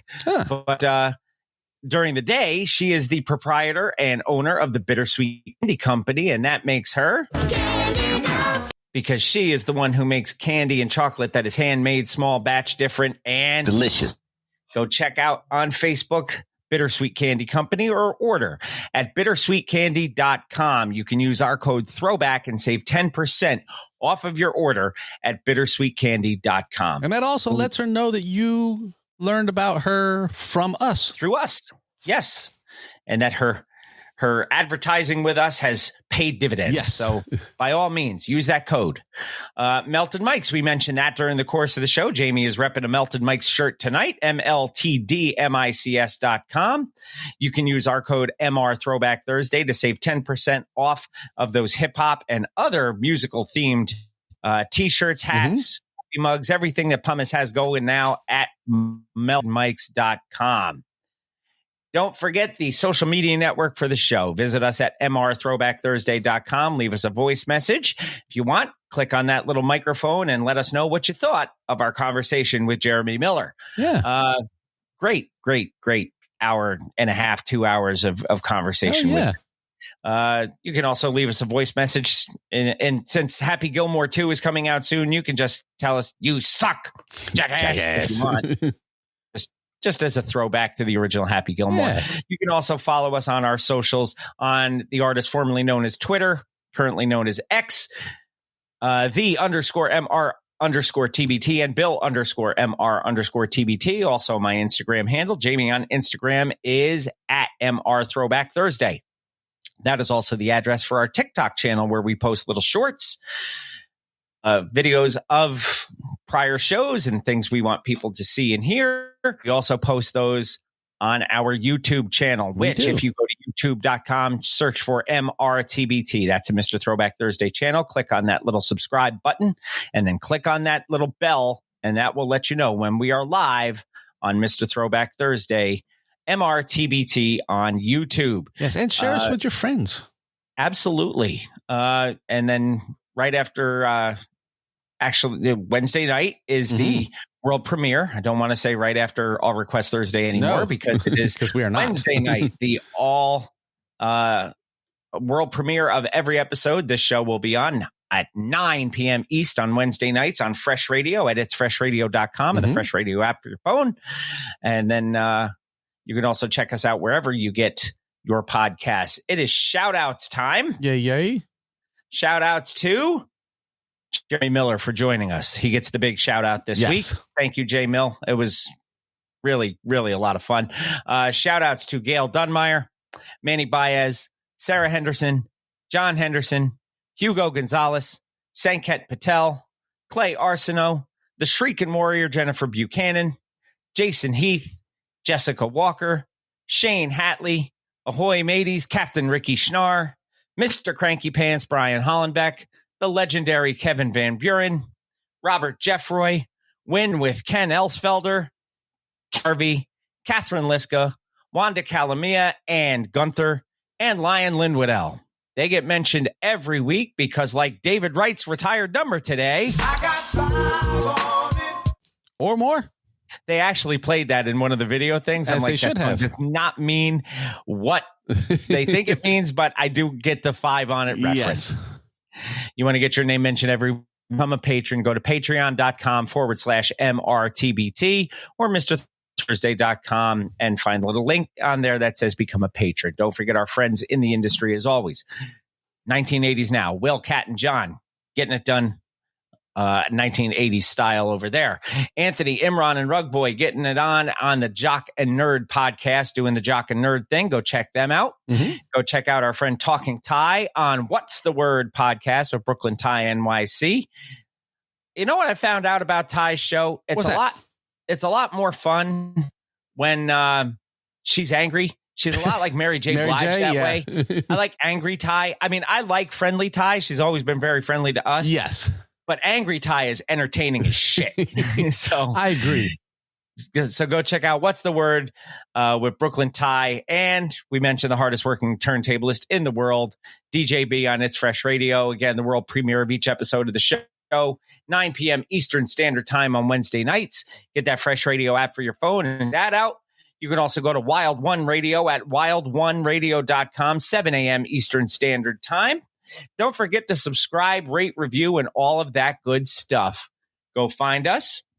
Share the good word. We will be back, as far as I know, to our regularly scheduled time, which will be next Sunday. Should be, yes. And if that changes, we'll let you know.